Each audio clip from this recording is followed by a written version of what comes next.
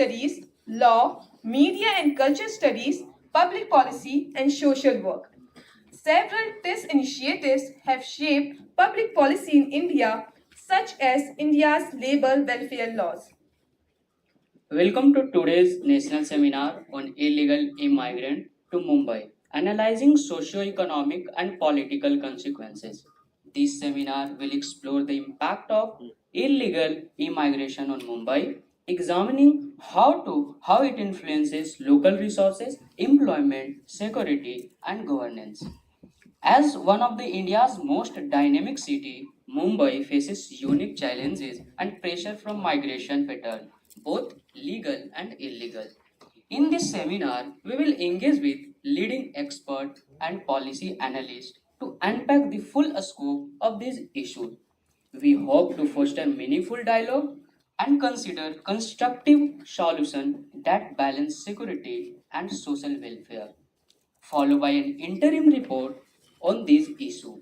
This seminar goal is to provide a comprehensive analysis of these impacts and to present key findings in the interim report.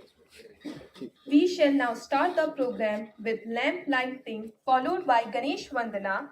I request the chief guest to please come on the stage and light the lamp.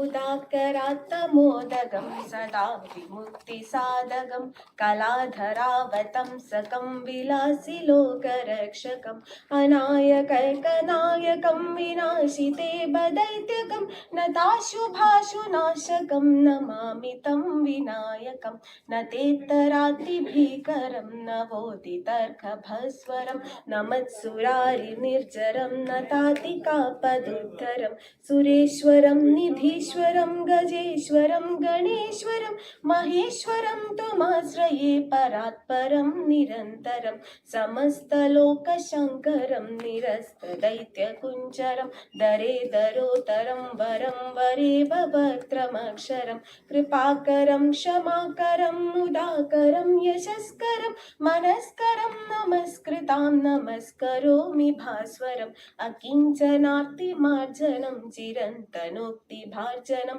पुरारिपूर्वनन्दनं सुरारिगर्वचर्वणं प्रपञ्चनाशभीषणं धनञ्जयादिभूषणं कपोलदानवारणं भजे पुराणवारणं नितान्तकान्तदन्तकान्तिमन्तकान्तकात्मजम् अचिन्त्यरूपमन्तहीनमन्तराय कृन्तनं हृदन्तरे निरन्तरं वसन्तमेव योगिनं तमेकदन्तमेव तं विचिन्तयामि सन्ततं महागणेश पञ्चरत्नमादरेण योन्महं प्रजल्पदि प्रभातके हृदि स्मरन् गणेश्वरम् अरोगतामदोषतां सुसाहितीं सुपुत्रतां समाहितायुरष्टभूतिमभ्युपैति सोचिरात् मभ्युपैति सोचिरात्.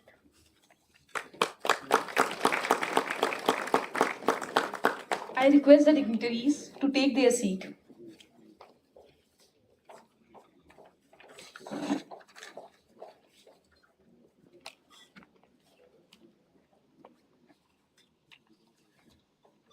Ladies and gentlemen, it is an honor to have with us Sanjeev Sanyal, who is the Chancellor of Gokhale Institute of Politics and Economics.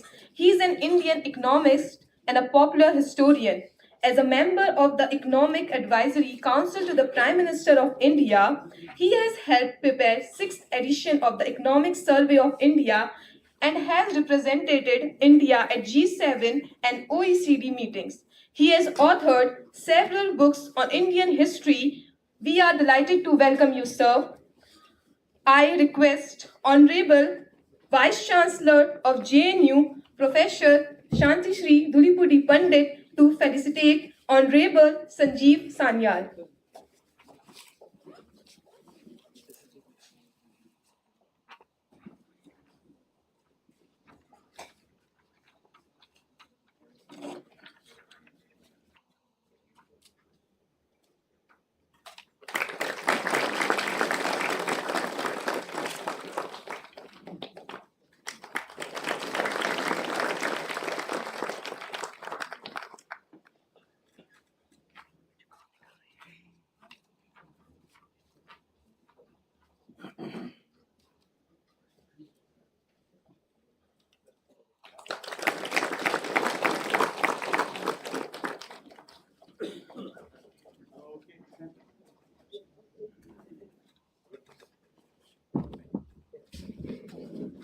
It is an honor to have with us Pro Vice Chancellor of TIS, Professor Shankar Das, who is giving the inaugural address.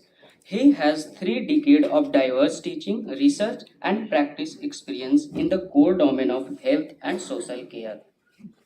His current work is in the social determinant of health and broad impact of COVID-19 pandemic. I would like to request the Honorable Vice Chancellor of JNU, Professor Santi Sri Tolipuri Pandit, to facilitate Professor Shankar Das.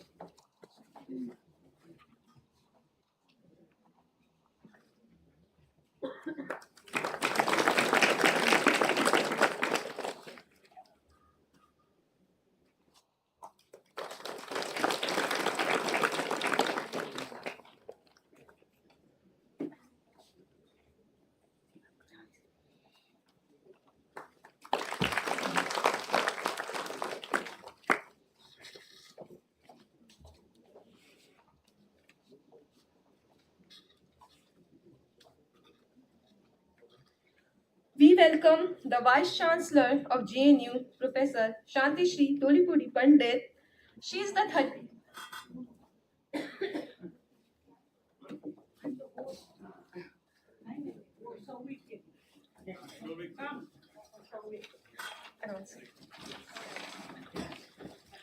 I now extend a warm welcome to Mr. Shobik Mondal, Assistant Professor, Social School of Health System Studies, TIS, Mumbai. He is convener and member secretary of Prestige Population Association of America 2024 conference in Columbus.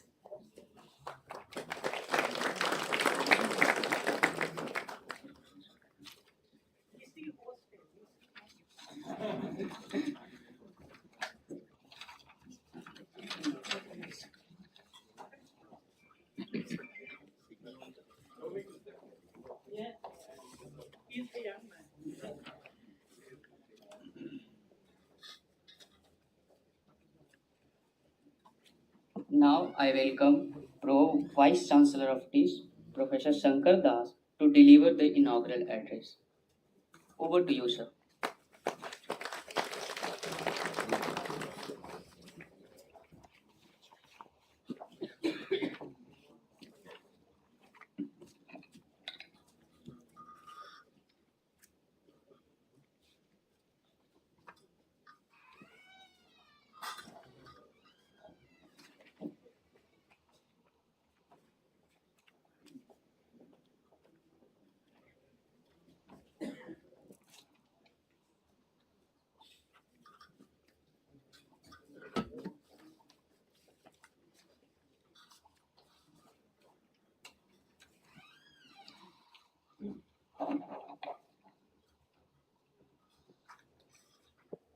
A very good morning to everybody.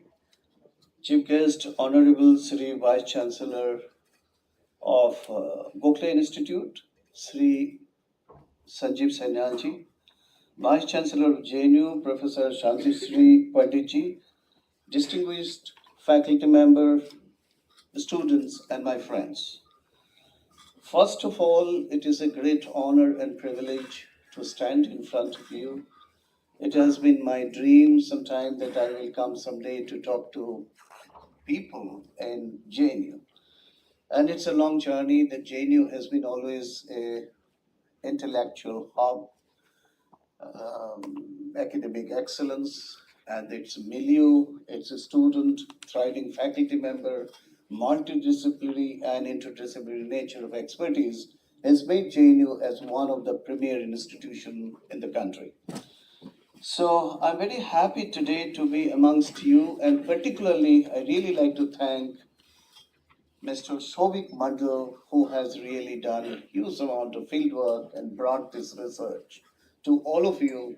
And as a principal investigator, it was almost 1.5 years back we started thinking about this particular project when we have seen there is a huge amount of demographic transition in the city of Mumbai. But however, let me tell you my journey from northeast part of India as a student during the time of Assam agitation, and the Assam agitation was directly related to illegal immigration and the cultural threat. And we were the student union confronting the state government, central government, and there is a huge amount of uprise, huge amount of trouble we have seen in 80s. And during that time, I have lost 1 year of my academic career because this entire state was a standstill. Universities were closed down. I had also opportunity to visit Myanmar and work with the Myanmar government in the time of huge amount of issues related to their healthcare system and other issues of behavioral and developmental issues in the sector. So I was part of the Myanmar ministry as part of short-term consultant with the WHO. So I have seen the Rohingya, that particularly the Rakhine state crisis. The Rakhine state is basically infested. I say that infested because I don't like to mince my word anymore, because that is the true problem. What we have been watching over a period of decades, and off late, as you see that the statistics are varying up and down, and the true story of these illegal immigrants in the country is like a tentacle that has taken over all the states where basically repercussions are now seen. And it is a high time that we need to discuss, research, and have a huge amount of sacrosanct, very robust policy for this illegal immigration, border security, for the internal sovereignty and the population health and the cultural heritage. I also like to say that I also visited Bangladesh for a lot of series of the program in Bangladesh with the Unilever Bangladesh to train their healthcare professional in different districts. I have worked in Barishal, Chattogram, Sylhet, all these places wherever I have visited is absolutely stricken with the poverty. People spoke the language, but the dialects were absolutely different from one another. It didn't really match with the local Bengalis in the Indian subcontinent. I really like to say that some of this hardcore perspective which I am going to give you today is just to build the discussion. And this is a small study which we have done at this moment called interim study or pilot study, where we have really brought about some of the core issues, and that issues possibly we'll discuss today. I also like to say that very happily that our study will be focusing about 3,000 respondents directly employed by the people from our own institution, that we have identified some of the best people as interviewer, as a key informant interviews in the communities, and those are the people who will be the first-hand information we'll get, and also the people who are the local participant, and through the local participant observations and also local participation in terms of participatory research process, we have gathered huge amount of information. I really like to say this.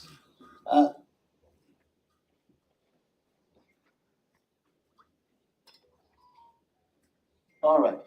This is a small, I think it is a misnomer whenever we talk about statistics about illegal immigration.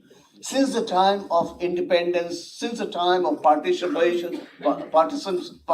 of India, the first partition took place in 1905 by Lord Curzon in the pre-British time, and that is the time we have a bongo bongo means bongo. Bengal was divided into two different countries, and this side became the East Bengal on the other side become in 1947 is your West Pakistan. So I would rather say that over a period of time, what we have seen is this is the kind of a statistics we have seen. We have migration not only from the Bangladesh, Myanmar, Rohingyas, or any other. This is entirely porous border from all the land side. This is the kind of a presentations which we have. Afghanistan, already we have about 15,000 recorded. It is coming from the Home Ministry and comes from the India Stats data. A large amount of people from the Bangladesh which has come by is that 2 crores of people are recorded to be in the Indian states, and that is possibly, if you could say that it is estimated. But the problem at this moment, if you really look at 2012, there was 12 billion people have illegally overstayed in different cities of Mumbai or in the rural areas of India. But however, 2016, by another 8 years, you can see that the growth of this population from the infiltration mode, we have seen it is almost about 20 million people who have come. That means 2 crores officially. This has been discussed through the Home Ministry and the national security agencies. And 2024, we have seen mammoth growth. It is almost about 40 crores of people from the illegal immigration, largely from, I want to say that mammoth of the problem is from the Bangladesh and Myanmar. So those are possibly, people say it is a 40 crores of people who are overstaying in our cities, and possibly they have been into different ways of their live life, which endanger at times the national security, political as well as demographic transitions. And also you will see that there is overburdening on the education, health sector, as well as different other amenities. We need to see what happens in this fashion. But this migration pattern in India, it is not restricted to the urban cities. Yes, of course, largely you will find it is in the, in the tackling of this problem, this most immigrants are in the urban areas. But almost this is a kind of a say that a large number of people from the West Bengal, you see the 10 lakhs overstaying there, Tripura 2.6 lakhs, Assam 64.116. These are the census 2011. And this is the census, and over a period of time, if you can think of, this is the time people have been talking about, large number of expert research, scientists as well as media houses are discussing it is not less than almost about 5 to 8 crores of people who are overstaying, illegally staying in the country, and particularly in the Mumbai city. So this is spatial statistics. I just say that what exactly is happening is the porous border. Border. This is the kind of a border we have from the Bangladesh. It is encircled with the West Bengal, then Assam, Meghalaya, Tripura, and Mizoram. These are the routes where from our Bangladesh is basically encircled with the 496 kilometer. It's extremely difficult to manage this porous border. As you know that 2018 government of India wanted to have complete fence, but those fence areas are still not possible. It is just about 64% of the fencing is done. Rest of the place is still, it is not fenced. Even there is a fencing, it has been cut off, and they basically infiltrate by cutting those fences and coming in. I have also visited the Tripura. I have gone to some of the places on the market side. If you walk down on this one side, it's called India, or on the other side, it is Bangladesh. It's a zero line. And that is the kind of issues which we will be having. Where exactly is the main problem? Is the absolute porous border where infiltration is the very, very high from Bangladesh. It is the Union Ministry 2023 has accepted, and the matter is very serious for the internal sovereignty, economic growth, and the trajectory of our nation of development. I also like to say that what exactly is the phenomena of our illegal immigrants?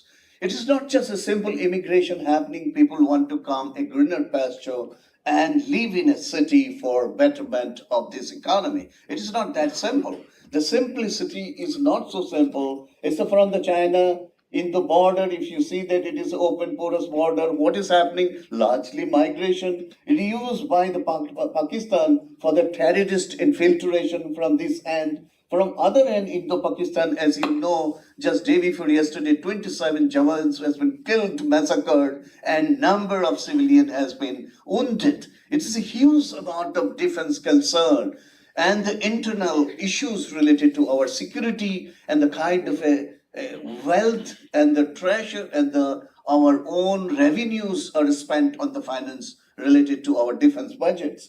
These are all issues, and also from this side we have a drug smuggling is very high, and also you have a fake currency. But on this side of the Indo-Bangladesh border, Nepal also is the same. We have a number of people who migrate, but there is a great amount of friendship with the Bangladesh, Nepal and India. Therefore, large number of people come and possibly go back for the trade purposes, but still there are a number of people who settle. But the main challenge is the northeast. What happens in the Indo-Bangladesh border? If you see that illegal migration and because of the porous border, smuggling is not such simple synthetic drug, or you say that any kind of illicit drug. It is also smuggling of women folk, human trafficking is very high from this border, and also refugee infiltration. Also, either refugees or you talk about Muslim refugees who can come here, and sometimes it is not even refugees. Last incident, what we have seen in Bangladesh crisis, we thought our assumption is that during this unrest in Bangladesh, large number of Hindus will flee. Yes, they have fled.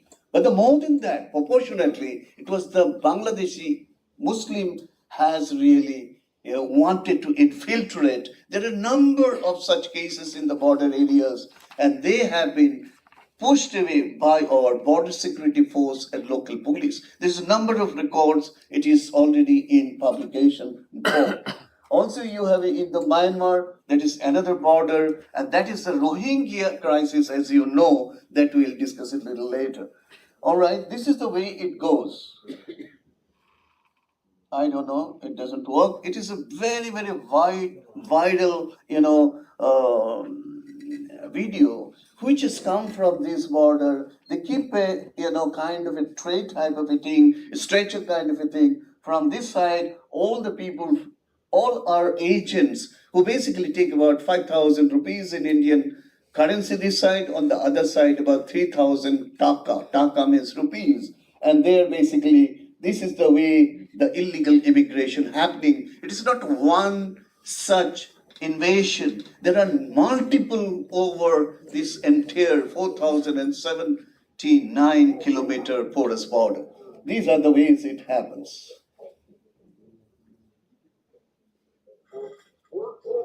This is also fence. This fencing has been taken away, and these illegal immigrations are taking place over and over again. This is not today's, it is happening from pre and post independence time. Anyway, I just like to say that if you say that, what is our importance of this study? We have really thought about it, why this is a matter of a great discussion today. It's a great concern for the India or the nation, especially for its economic opulence, population dynamics. You talk about health and other amenities and infrastructure. It is basically threat to our language and culture. It's not that I'll prove you with some kind of a studies, some kind of a cases which has come by from different parts, particularly the Bodoland, Assam. Then you talk about West Bengal. We'll discuss it a little later, case by case. But this is a kind of a thing. What happens? Importance of this is not that simple. There is a huge nexus between the agents in India as well as and Bangladesh. I say that agents belong to unregistered NGO or any kind of organizations. It could be faith-based organization, whatever the cause may be. The cause is not only economic or the imperialism, it is much more than that.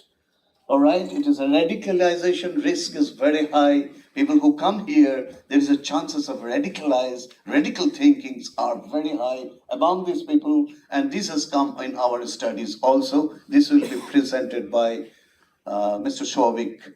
All right. I also say that lessons from international security concern. What we have seen today in the globally, there's huge civil unrest in the local citizens, and their own livelihood is at stake today. Is this because of UK, France, and their Germany? And what has happened when they open the door to the refugees? And what is the repercussion or the threat to the life and livelihood and the poverty has been seen in these countries. We also have these labor market disruptions that often you will find that the labor force from the Bangladesh will charge less than the local people. It's just about a 50 and 100 rupees difference. 50 rupees they will charge less in any sector, any organized, unorganized sector.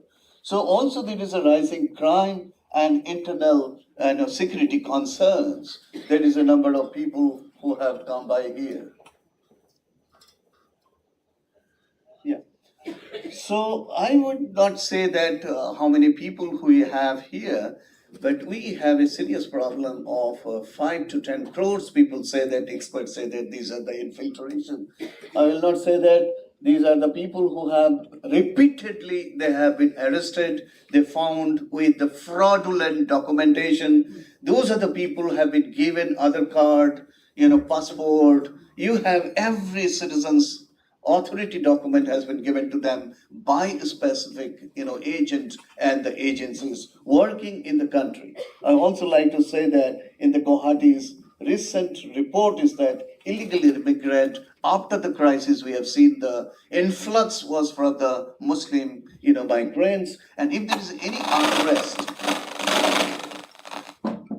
unrest in the local side, if there is any kind of a climate change and climate crisis, that is the time huge amount of immigration takes place illegally.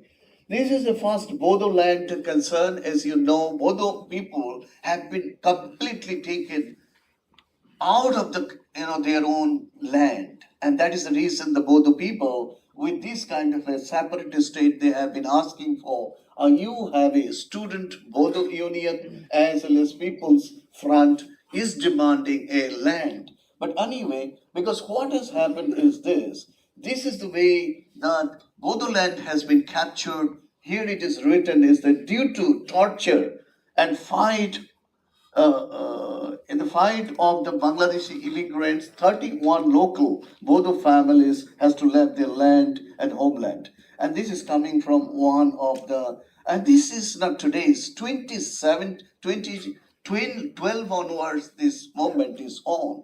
And there is a greater amount of threat. However, the government is really, and this is the kind of a thing what we have been seeing. Rohingyas migrated to West Bengal is now really, and these are the kind of a see what is that stand up and save Rohingyas.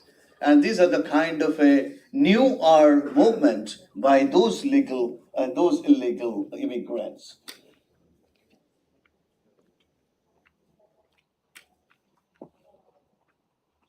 I also like to say that it is in the Jharkhand state, if you see, it is again Home Department has found number of illegal immigrants coming in the local tribal lands are basically captured. Only modus of operandi is by marrying their local girls and capturing the, it is not our data, it is from the National Intelligence Bureau. And this other data has come by in also in 2024 that can be seen.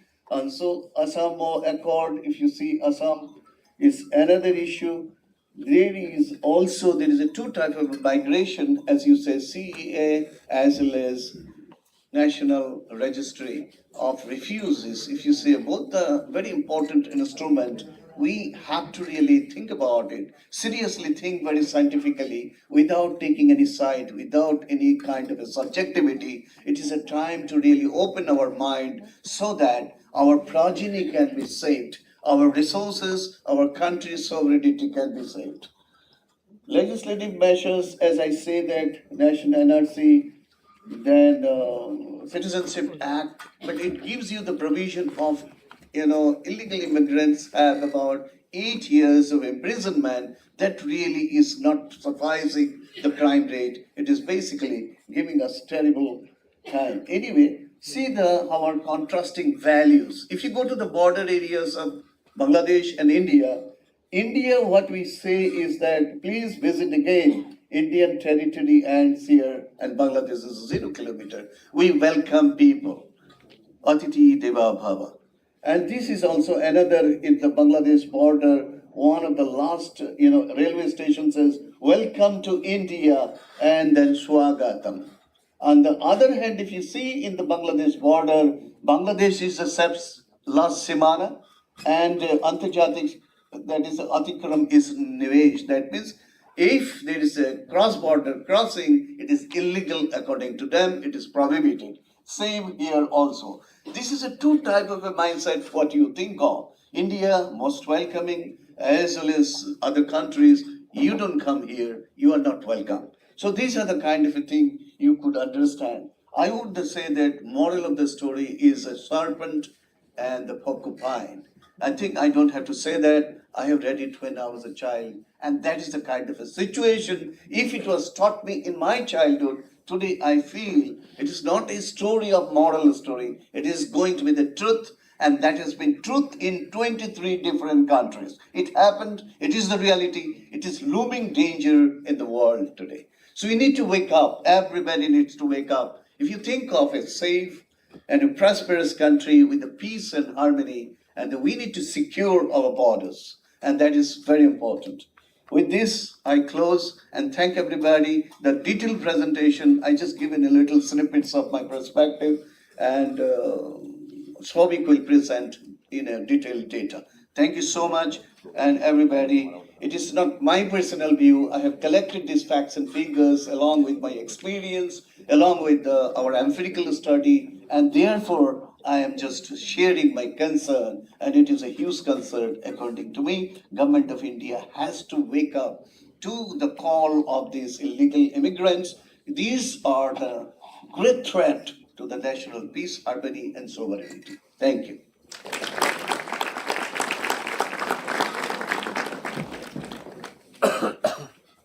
Thank you, sir, for this insightful address. Now, I would like to welcome Shri Sanjeev Sanyal, Chancellor of Gokhale Institute of Politics and Economics, to deliver the keynote address.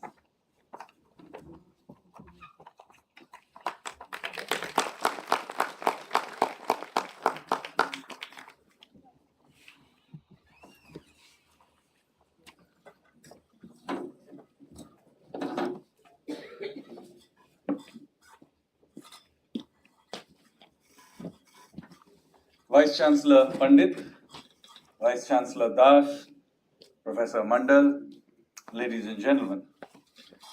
I'm very pleased to be back here in this hall at JNU, where I have been several times in the recent past. But today I'm here to discuss a topic which I think is now no longer an Indian topic, it is now a global issue. Elections are being fought worldwide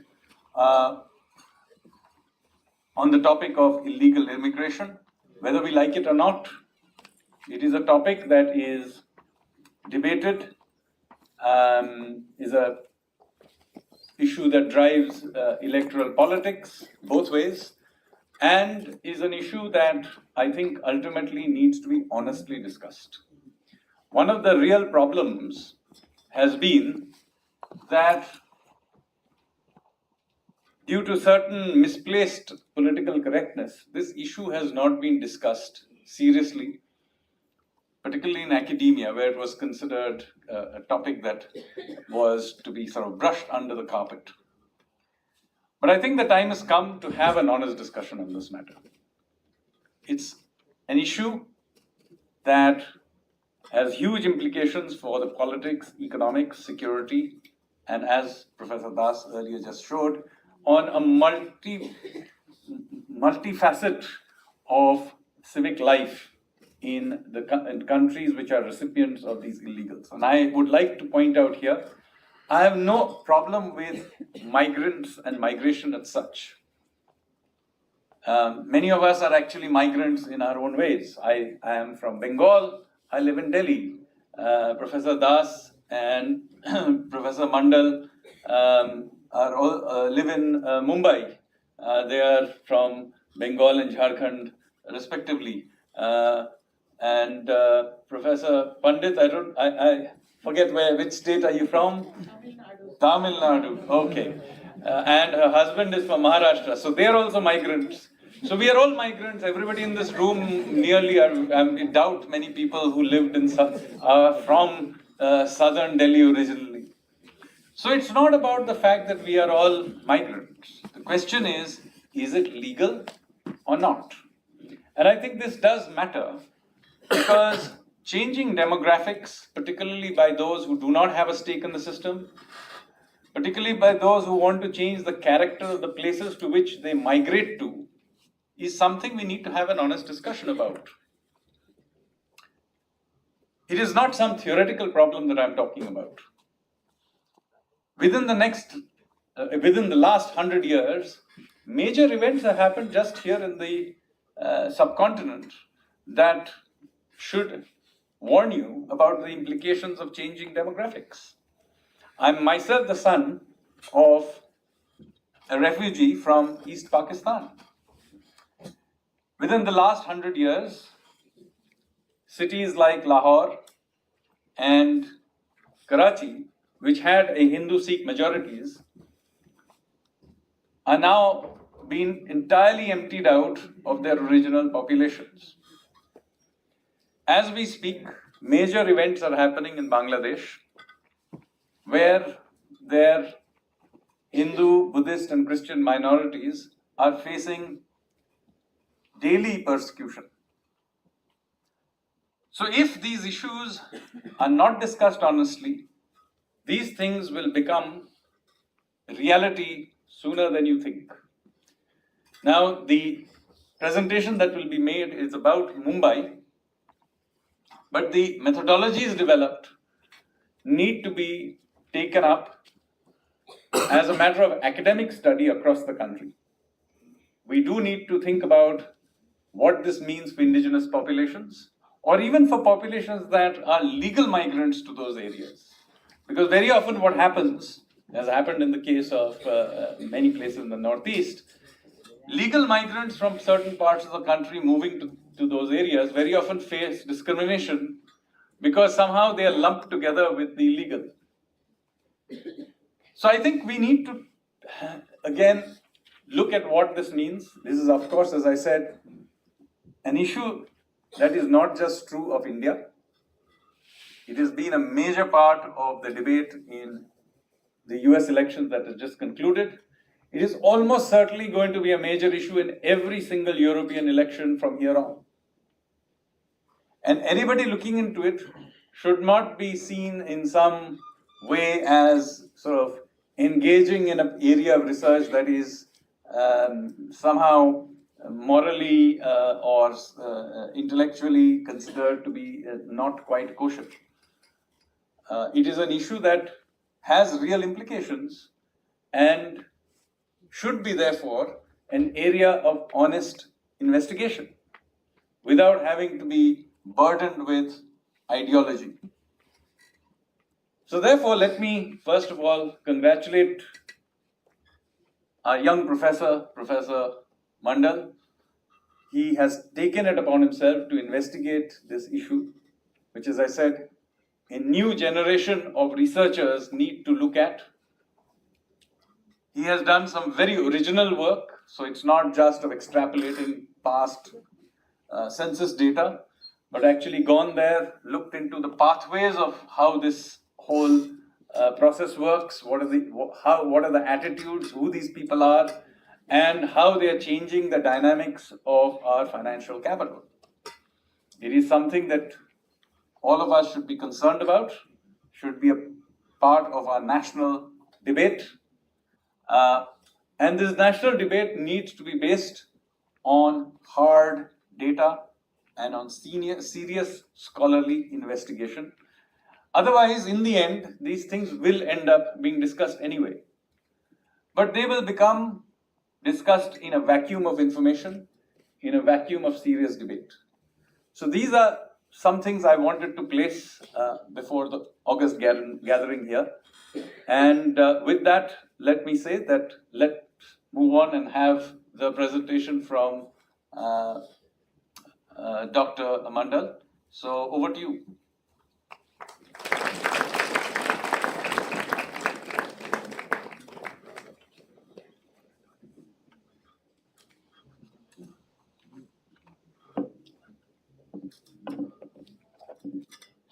Thank you, sir, for this insightful address.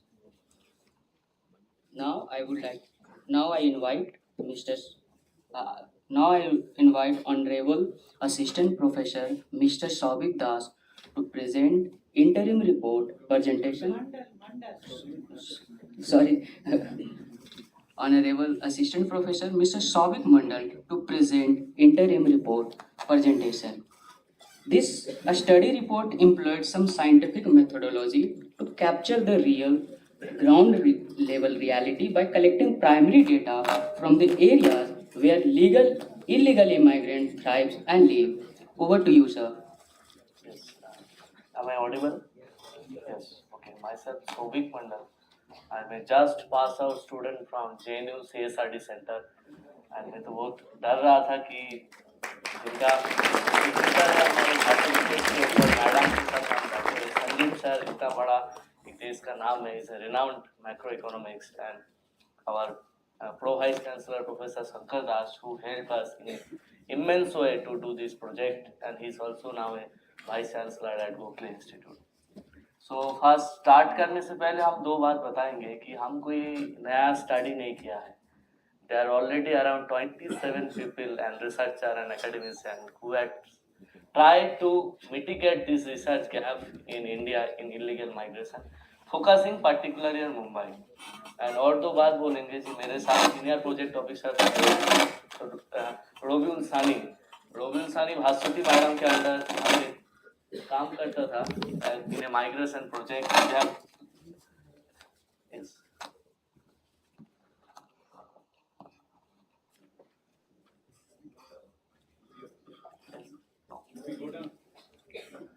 Am I audible now?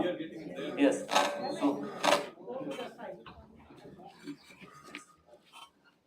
So we have learned a lot from Bhaswati madam in terms of migration and other topics when I was a student at CSRD, and my respected guide Sanjeev sir is also there, under whom I have done my MPhil here. So I will try to present our recently done studies here. So first of all, that the motive of the studies is a purely academic studies because there are already existing literature are there in Mumbai as a case study, and they have tried to explore the research gap into this field. So our study's title is that illegal immigration to Mumbai, analyzing socio-economic and political consequences. So first of all, कि over the year जो illegal immigration के ऊपर जो impact हो रहा है society में, तो that is a political debate in Mumbai politics. So apart from the politics, if you talk with a normal person in Mumbai, so they will say that कि मुंबई में पहले सिर्फ कोली लोग रहता था, मछुआरा लोग रहता था, आज मुंबई में उसका कुछ इंपॉर्टेंस ही नहीं है, वो गरीबी गरीब रहेगा, बाहर से लोग यूपी बिहार से आके यहाँ पे बहुत बड़ा आदमी बन गया. तो there is inter state blame game is there. But ये जो इंटर स्टेट ब्लेम गेम का जो पॉलिटिक्स है, इसके ऊपर भी और एक बात अभी लास्ट फ्यू ईयर्स से आया है कि because of the Bangladeshi illegal Muslim migrant to Mumbai, कि there is a constitutional rights is there कि हमारा कंट्री में कोई भी स्टेट का आदमी कोई भी स्टेट में फ्रीली मूव कर सकता है, and they have the rights to earn money and anything else. But इसके वजह से, और मुंबई एज अ सिटी है हमारा देश का जो सिटी सबसे ज़्यादा कम्युनल टेंशन झेला है, और सबसे ज़्यादा बिकॉज ऑफ द रेडिकलाइजेशन सबसे ज़्यादा जिसके ऊपर नुकसान हुआ है. So first of all, that inspired us. Another important thing is that when I was a student of IIPS, तो हमारा खास करके जो असेंबली है तो उसका 2014 और 2018 का हम वोटर लिस्ट में हमने एक छोटा काम किया था डिजर्टेशन का, तो उसमें बहुत बड़ा चेंजेस आपको मिला कि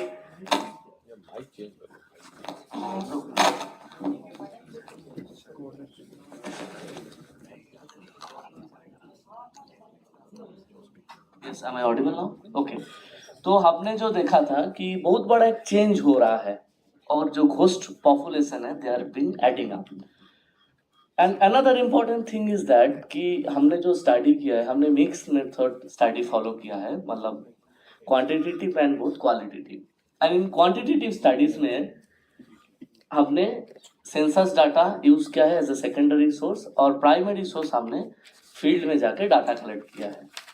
तो फर्स्ट क्वेश्चन आएगा who are the illegal migrants. हम किनको बोल रहा है इलीगल माइग्रेंट्स, उसका डेफिनेशन क्या है. तो illegal immigrants refers to the act of entering और living in a country without proper authorisation और डॉक्यूमेंटेशन. क्योंकि हम जानते हैं कोई भी देश में हम अगर यूएस का वीजा हम प्रोफेसर लोग जब ट्राई करते हैं, how much it is difficult to get a visa.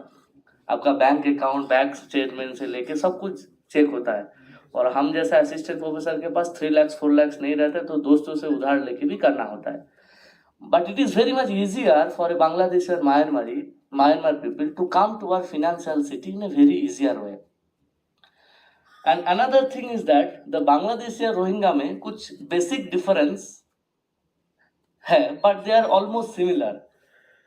Similar in the sense that there is religious practice is particularly same, almost same. And another important thing is that Bangladesh का जो चिटागांव का language है और Rohingya का जो language है it is almost similar.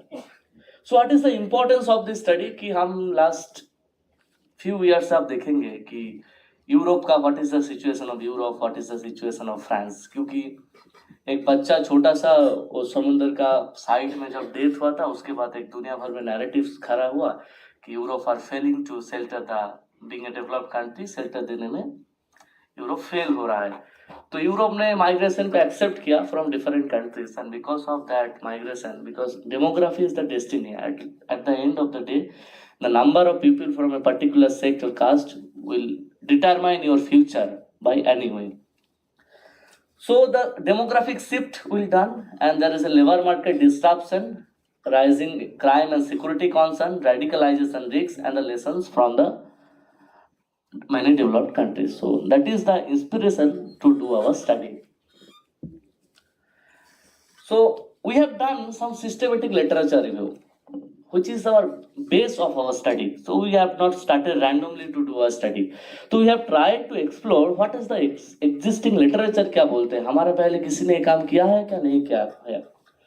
So जो systematic literature review हम किया है उसमें हम जो प्रिज्मा फ्रेमवर्क है, जो scientific framework of literature study है, वो हम फॉलो किया है. वो फ्रेमवर्क में हमारा क्वेश्चन क्या था कि what are the impacts of illegal Bangladeshi migration on the receiving country and what challenges does Mumbai face as a result. So this is our research question in our systematic study, which is the base of our study. तो उसमें हम क्या देखा है, जो JSTOR, Scopus, PubMed, Library of Congress, Web of Science, Google Scholar, this are the basically major source of our research papers. So we have explored that. और वो आप एक्सप्लोर करने के बाद हमको क्या मिला है कि 27 ऐसा काम मिला है, ऐसा रिसर्च मिला है जो स्पेसिफिकली फोकस किया है मुंबई के ऊपर. So there is around this much paper is available in Google scholar.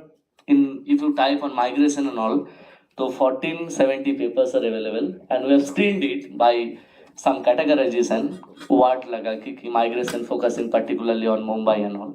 तो 27 ऐसा काम है, वो काम सिर्फ मुंबई के फोकस के ऊपर किया है और मुंबई का इलीगल इमिग्रेशन के ऊपर हुआ है. बॉम्बे आईआईटी का एक पीएचडी भी है इसके ऊपर जी, कि the Bangladeshis Muslims are becoming the new middle class in Mumbai and what are the impacts they are facing. तो हम कोई नया काम नहीं किया, हम सिर्फ there is a research gap is there. Research gap क्या था कि जितना भी रिसर्च हुआ था they were not able to explore somehow what is the pathways. क्योंकि आप अगर जो हमारा बॉर्डर्स सोचेंगे तो मुंबई में तो आसमान से कोई आना पॉसिबल नहीं है, और sea border are also tight, क्योंकि after the Kasab incident there is coast guard is there, navy is there, many things are there. But अगर आप लॉजिकली सोचेंगे कि हमारा जो काटाकॉल बॉर्डर है वेस्ट बंगाल और बांग्लादेश का, वहां से मुंबई तक का डिस्टेंस है around 2000 plus kilometre, if I am not wrong. So 2000 plus kilometer they have to come, they have to cross the Indian states to come to Mumbai. So it is not that much easier. So they should have a Indian documents like passport, voter card and Aadhaar card. So in our study, we have tried to mitigate the research gap. Ki what is their pathway to come to Mumbai through this long landway of India? Another important research gap is there. Bhaswati ma'am does one work on West Bengal on remittance, so we have tried to extend that thing with the Bangladeshi migration. तो हमने और एक interesting research gap को ढूंढा, जो यहाँ पे आ रहा है, तो आने के बाद क्या वो गांव में मतलब उसका बांग्लादेश में और पैसा भेजता है क्या नहीं भेजता है ना, वहां से उनका कुछ कनेक्शन है क्या नहीं है. और एक रिसर्च गैप था कि आप देखे होंगे कि मिडिल ईस्ट कंट्रीज में इंक्लूडिंग दुबई एंड ऑल कुछ टाइम के लिए बांग्लादेशी का लिए पासपोर्ट बैन किया था. तो पासपोर्ट बैन होने के बाद they are coming to India to gain the Indian passport to go to that Middle East country. तो हमारा फॉरेन मिनिस्ट्री के ऊपर भी एक प्रेशर है, जैसा अभी रसिया में यूक्रेन में हुआ ऐसा कुछ मिडिल ईस्ट में हो जाएगा, तो उनको हमको प्लेन में बैठा के भी लेके आना होगा return. They are the illegal migrants because they are using the Indian passport. So these are the basically research gap. And another important thing is that whether it is Hindu or Muslim, if he is an Indian, he has some sense of nationality, I think. Because we have seen in the participation in Swachh Bharat mission, so if there is not a nationality sense of our common citizen, तो Swachh Bharat mission is possible नहीं होता.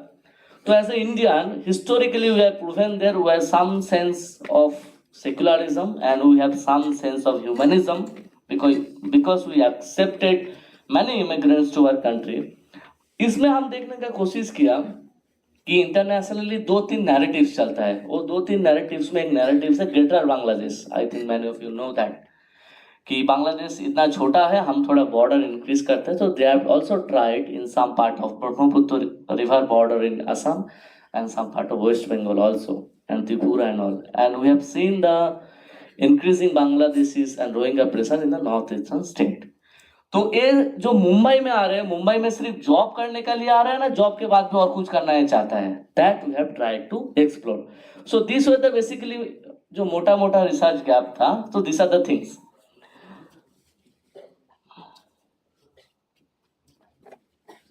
Change नहीं हो रहा.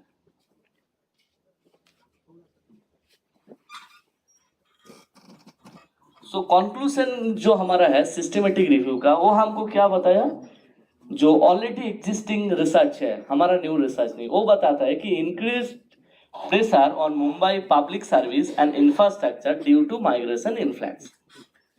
Securitized discourse. Immigration issue a security threat in political discourse leading to destabilizing healthy democracy of India, stricter anti-illegal migration policies. Then need for a balanced approach. So anytime we talk about the immigration, we generally talk about in the human rights perspective. What will be they are not getting proper thing, they are not getting this and that and all. But जो Indian original citizen है उसका क्या होगा? अगर आपकी घर में हम बोलेंगे भाई तुम 5 लोगों को रख लो, आप उसको नहीं जानते, तो आप रखेंगे क्या? नहीं रखेंगे. तो अगर सोशियोलॉजिकल पर्सपेक्टिव में सोचेंगे तो your house is a micro sample of a big home. तो India is our own homeland. तो इसमें अगर आप अनएक्सपेक्टेड कोई आ रहे हैं तो विदाउट स्क्रूटिनाइज, तो आप how will allow them to our country. तो there is a concern for national security, address root cause. ये जो माइग्रेशन आ रहे हैं, ये सिर्फ क्या जॉब का लिए आ रहा है ना, हमारा देश का पॉलिटिकल स्टेबिलिटी को इंस्टेबल करने का लिए आ रहे हैं ना, और कुछ मोटिव है इसका बिहाइंड में. और हमारा जो सस्टेनेबल डेवलपमेंट गोल से लेके और जो हमारा फ्यूचर गोल्स है, पॉलिसी पर्सपेक्टिव गोल्स है, वो गोल्स हम कैसा हैम्पर होगा because of this illegal immigration. And what are the research question of our study? So first, our research question is that what are the impact of illegal immigration on the demographic landscape and sustainable development of Mumbai? Another important research gap is that जो existing research है वो बताता है कि only Mumbai में 7 जगह में only 7 places में they are concentrated.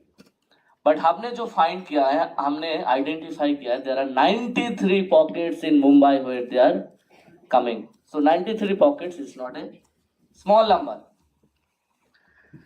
So where are the concentration of illegal Bangladeshi and Rohingya immigration in Mumbai? What causes religious induced immigration of Bangladeshi and Rohingya to Mumbai? Bangladesh का कुछ रिलीजियस पिक्चर्स है, उसका आप अगर video देखेंगे तो बोलता है कि जापान कांटे से, चीन कांटे से, develop countries are crying. Why they are crying? Because their fertility is decreased in so much way that they are not able to replace their population. So if we, the Bangladeshis and the Myanmar Rohingya people can replace their population, so over the period we replace their people into the political participation and we'll acquire that country. So is there any religious induced migration happening in Mumbai? What are the channels and pathways through which illegal immigration from Bangladesh and Myanmar comes to Mumbai?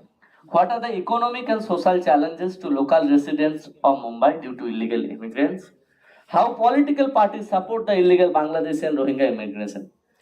क्योंकि after the 9/11 का जो हमारा ताज hotel का जो incident हुआ है उसके बाद मुंबई पुलिस बहुत टाइट हुआ है. There are many things has happened in Mumbai police and security and all. But ये जो बांग्लादेशी पीपल आ रहे हैं, मुंबई में इतना लिविंग कॉस्ट ज्यादा है, हमारे लिए सस्टेन करना मुश्किल हो जाता है. तो उसको अगर कुछ सपोर्ट ना मिले तो कैसा रह लेगा, आगे तो जॉब नहीं मिलेगा. तो is there any existing system, is there any black market which from which they are getting help to settle in Mumbai? So that is our sixth question. Accordingly, from adjusting to the research question, the major objective is that to examine the socio-economic and demographic consequences and process of illegal Bangladeshi and Rohingya immigration to Mumbai. And these are the specific objectives adjusting to our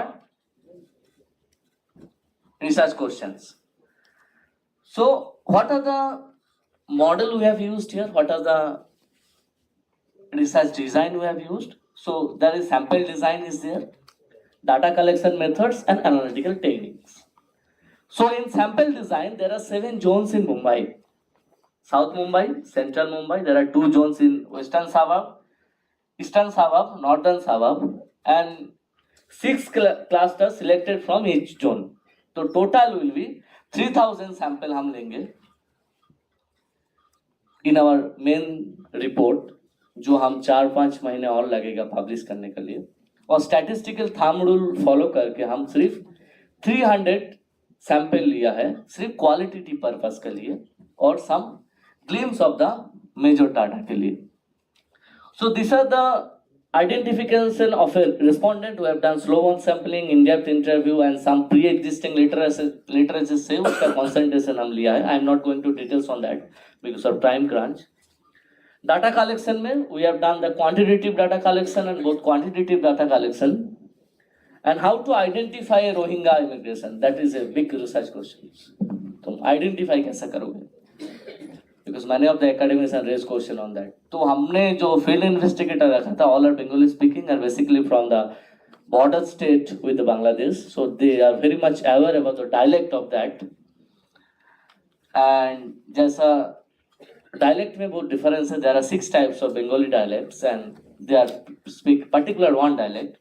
तो हमारा जितना भी field investigator था, mainly the staffs, they are from Kujbihar, Malda, Nodia, these are bordering districts. First of things, and they are very much acquainted, and from Bengali honors also we have recruited one people. So what are the process, how to interact with them? By interacting with them, we have identified them and we have confirmed that our 300 initial sample collection are from the Bangladeshi. So these are the sample design. So we will do some. From quantitative perspective, we will take 3000 sample, and among the 3000 in our recent report we have tried to collect 300 samples, but we have done FDG, some key interview, and to know about the pathways, how they are coming to Mumbai from this long journey, we have done in-depth interview. उनसे हम in-depthly बात किया, and so first of all हमने क्या किया कि हमने देखा कि मुंबई का जो सेकेंडरी डाटा एनालिसिस है, तो सेकेंडरी डाटा एनालिसिस हम कोशिश किया कवर करने के लिए। तो जो सेंसस ऑफ इंडिया का जो डाटा है, this is the main source of our demographic data. तो वहाँ पे हम क्या देखा है कि 1961 का अगर हम बेस पीरियड मान के चलेंगे आफ्टर इंडिपेंडेंस, तो आज का डेट मतलब last census is available in 2011। तो there is a huge religious demographic shift has happened in Mumbai. क्या शिफ्ट हुआ है? शिफ्ट ये हुआ है कि 1961 में there are 88% Hindu, whether in 2011 there is only 66% Hindu. Another important thing is that in 1961 there were 8% Muslim, whether in 2011 there is a 21% Muslim. तो जो नॉर्मल डेमोग्राफर है, they will try to explain that कि there is a fertility difference between the Hindu and Muslims, so this has happened. और this is not the true. हम अगर migration pattern urban area में हम कोशिश करेंगे तो देखेंगे कि सिंगली माइग्रेट करने का जो चांसेस है बहुत हाई है because of labour force and all. और मुंबई का जो सेंसस ट्रेंड का जो डाटा बताता है, दैट डाटा रिवील्स दैट जितना मुंबई में बर्थ होता है, जितना न्यू चाइल्ड ऐड होता है, तो फ्यू डेज एगो मुंबई में माइग्रेशन एडअप का नंबर उनसे बहुत ज्यादा था। So it is not just because of the Indian Muslim, the Muslim population increase, there is some ghost thing. और मुंबई का लास्ट 2-3 years में हम देखेंगे there are many incident of Bangladeshi Rohingya has been arrested and in few places there is a chance of the crime rate and the demographic shift is also happened. And in terms of politics also there is a huge change that happened in Mumbai, क्योंकि आज का date में मुंबई में जितना assembly है उनमें से 12 assembly this is almost control by a particular religion, whether in 6 assembly I can guarantee that Hindu will not be win from that assembly. So this is the situations like the Mumbai Devi, the Anusakti Nagar, Malwani, and these areas are the example of that. सो मुंबा देवी नाम सुन के लगेगा जी भगवान का जगह है, वहाँ पे तो हिंदू मेजोरिटी होगा, but the story is totally different. And another important thing is that there is a bottleneck theory in Mumbai. वो कैसा है कि मुंबई के जो बोटलनेक्स है, जैसा Mumbai, if you think Mumbai like a triangle, तो there is a Malvani from the western part, from eastern part there is Anushakti Nagar, and the middle there is Mumbai Devi Masjid Bandar. So the 3 corners they are increasing day by day. So that may be a security challenge for Mumbai. And in the coastal part, means the sea area also, like in Kolaba and all, they are just dumping the seas. और वासी के साथ जो हमारा गोवंडी का जो bridge है, वहाँ पे जो मैनग्रोव था, उनको भी डंपिंग करके they are making the homes. We have the pictures and we have explored in our qualitative survey. So this is the sex ratio has changed throughout the and it is developed.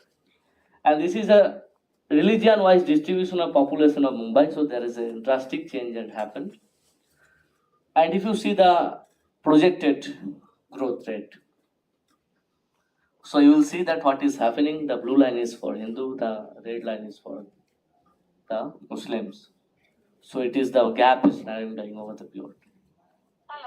It is not because of a fertility difference. There is something behind there. There is something behind it. That is ghost population. और हमें जो projection किया है, हम demography का एक एरिमा model है, जो एरिमा मॉडल हम यूज किया है, वो मॉडल ऐसा बताता है कि लास्ट फ्यू डिकेड्स का, फ्यू सेंसेस का अगर ट्रेंड ऐसा है तो फ्यूचर ऐसा होगा। वो ट्रेंड क्या बताता है कि 2051 में मुंबई का जो डेमोग्राफी है, there will be huge change, there will be around 30% Muslim population and the Hindu population will come down around 54% like that. Another important thing is that if the X factor, what is the X factor? The X factor is here, the illegal immigration. So if the illegal immigration happened in that way, because they are coming to the eastern part of India and there is less investment and there is less scope of work in eastern part of India. So it is very much difficult for the illegal immigration to get job there. So they are coming there and they are making the forged documents by giving some money. And by using that documents, they are coming to the western part of India. So it will just not be a case of Mumbai. अब दिल्ली का रहने वाला है, सब लोग दिल्ली में देखेंगे, Delhi government has tried to give homes to the Rohingyas by publicly. So इसलिए मुंबई का केस नहीं है, जो वेस्टर्न पार्ट ऑफ इंडिया में जो डेवलप्ड सिटीज है वहां पे भी दे विल गो, क्योंकि बंगाल में there is less job, there is no such investment and all.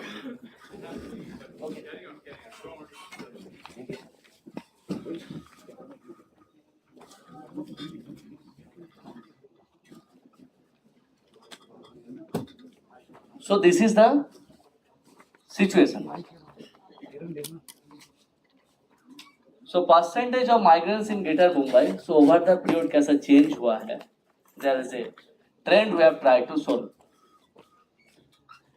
So key point is that from 1951 to 2081, both total growth and natural increase rose steadily. But Hindu represented about 90% in 1951 और आज 66%. So secondary जो data set है, जो census data set है, वो एक big picture को explain करता है. And it is the motivation to go deeper into this study. So हम जो 300 जो सैंपल लिया है, among the 300 sample we will go deep into our study. तो we have seen that कि जो मुस्लिम का जो पॉपुलेशन है, जो मुस्लिम लोग आया है, that is the more Bangladesh और म्यांमार से. हिंदू सिर्फ 6-7 सैंपल हमको मिला है.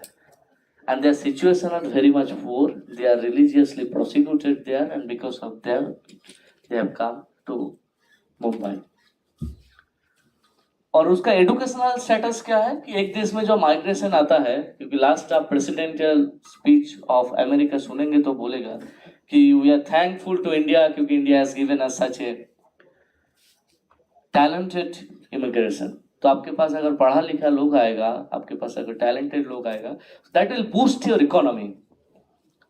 But if the percentage of illegal immigration comes, तो with literacy there is a huge relation with the crime, there is a huge relation in the social problem and many things. So the talented people are not coming to your country. They are not the asset for your country, they are a burden for your country. So this is their socio-economic status, and the marital status also, they are married. So they are coming with their families. Most interesting thing is that among our sample 159 means above 50% लोगों के पास India का bank account है.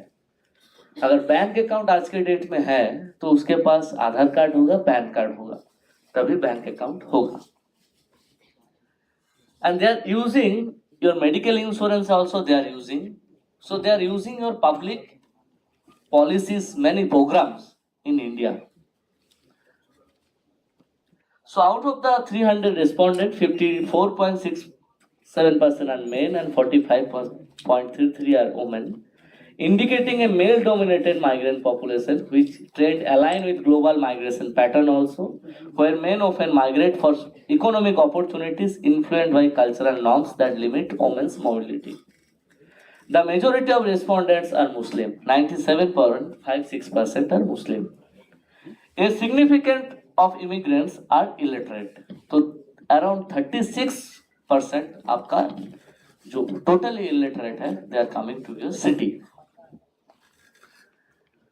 Now important research gap is that process कैसा है. So I am not going into the details of the PPTs, so it will take more time. I am just explaining you कि जो 200 kilometres 2000 kilometres जो waste Bengal, Chhattisgarh, बाकी borders cross करके करके वो जो आता है, वो आता कैसा है. उसका एक पहले से प्री डिफाइंड एजेंट नहीं तो फैमिली मेंबर रहता है मुंबई में. और वो जो एजेंट रहता है, that agent help the person to get the Aadhaar card first. And the documents which they have shown to us, these documents are not basically made in Mumbai. और जितना भी डॉक्यूमेंट्स हमको शो किया है, हम उसका लिए एक अलग से क्वेश्चन रखा था. Most of are from West Bengal, few are from Assam, few from Tripura and few from even Jharkhand and Bihar. So West Bengal में जो आ रहा है तो उसमें भी हम कोशिश किया था फोकस करने का, कहाँ से वो डॉक्यूमेंट्स बना रहे हैं. We have explored that Basirhat, Diamond Harbour, some part of Cooch Behar and Murshidabad district and Malda district, they are making the documents. So एक बार अगर डॉक्यूमेंट्स बन गया और उनके पास हमसे ज्यादा डॉक्यूमेंट्स है, क्योंकि मोस्ट ऑफ द लोगों के पास पासपोर्ट भी है, क्योंकि वो सिर्फ मुंबई आके वो शांत नहीं है. There is an greater aspiration to use that passport to go to Dubai and Middle East because of higher income chances. तो ये जो आता है यहाँ पे, तो ऑरिजिन्स एंड सेटलमेंट, तो a significant number of illegal immigration in Mumbai originate from Bangladesh and Myanmar with smaller group from Pakistan and Nepal. इसका भी एक छोटा सा परसेंटेज सिर्फ है. और ये जो आ रहा है हमारे यहाँ पे, कहाँ कहाँ सेंटर में बेसिकली आता है, ये आता है Kurla, Vikhroli, Ghatkopar, some part of the posh area of Mumbai in South Mumbai, Ambedkar Nagar, Ganesh Nagar and all, and Govandi, Dharavi, Mankhurd. तो धारावी का पहले बोलता था कि तमिल लोगों का डोमिनेंस है. अभी हम सर्वे करने गया तो देखा नहीं, तमिल नहीं, बंगाली स्पीकिंग मुस्लिम लोगों का डोमिनेंस हो रहा है, and Tamil people are flying from there. So इनका जो डेमोग्राफिक इम्बैलेंस जो चल रहा है, there is some basic pockets in Mumbai which have some religious affiliation और some religious concentration. Role of the network, तो migration is often facilitated by pre-existing network of family and friends who help newcomers secure employment and housing and open informal channels or brokers to navigate bureaucratic hurdles. तो उसको आधार card बनाना है, उसको voter card बनाना है, तो pre existing network and channel वहाँ पे exist कर रहे हैं जो उसको लेके आ रहा है. Community support, so there are some ghost NGOs, registered नहीं है, ऐसा भी हमारे पास फोटोज वगैरह है जहाँ पे आके वो लोग पहले रुकता है. There are big big dormitories also in Mumbai. लोगों को लगे कि ऐसा भी होता है, हाँ ऐसा होता है, आप अगर जाएंगे हमारे साथ तब भी दिखा देंगे, हमारे पास फोटोज भी है. Like in Mankhurd, Govandi and Anushakti Nagar area, there is like that, they are big big dormitories with their temples और मस्जिद. तो वहाँ पे आके लोग रह रहा है. क्रॉस बॉर्डर कनेक्शन, तो बांग्लादेश के साथ वेस्ट बंगाल का, there are many people who used to marry each other in West Bengal और बांग्लादेश. तो इसका जो एक प्री एग्जिस्टिंग कनेक्शन है, तो अभी आधार कार्ड में कोई रेफरेंस दे देगा उसका आधार को, तो उनको आधार कार्ड बन जाता है. और ये जो रेफरेंस जब देता है तो भी उसको 5,000 से लेके 15,000 का रेंज में आधार कार्ड बनता है. पासपोर्ट 20,000 से लेके 30,000 में बनता है, वो खुद रिवील किया है हमको. तो देयर आर 4 इंपॉर्टेंट पॉइंट्स. सो हमको जो मोस्ट ऑफ द लोग मिला है, तो उनको हम पूछा कि तुम यहाँ से आने के पहले कहाँ से आए हो. तो most of the people, around 60% tell that we are from West Bengal. मतलब लास्ट टाइम वेस्ट बंगाल में रुका है. टाइम कितना हुआ? Please give me watch.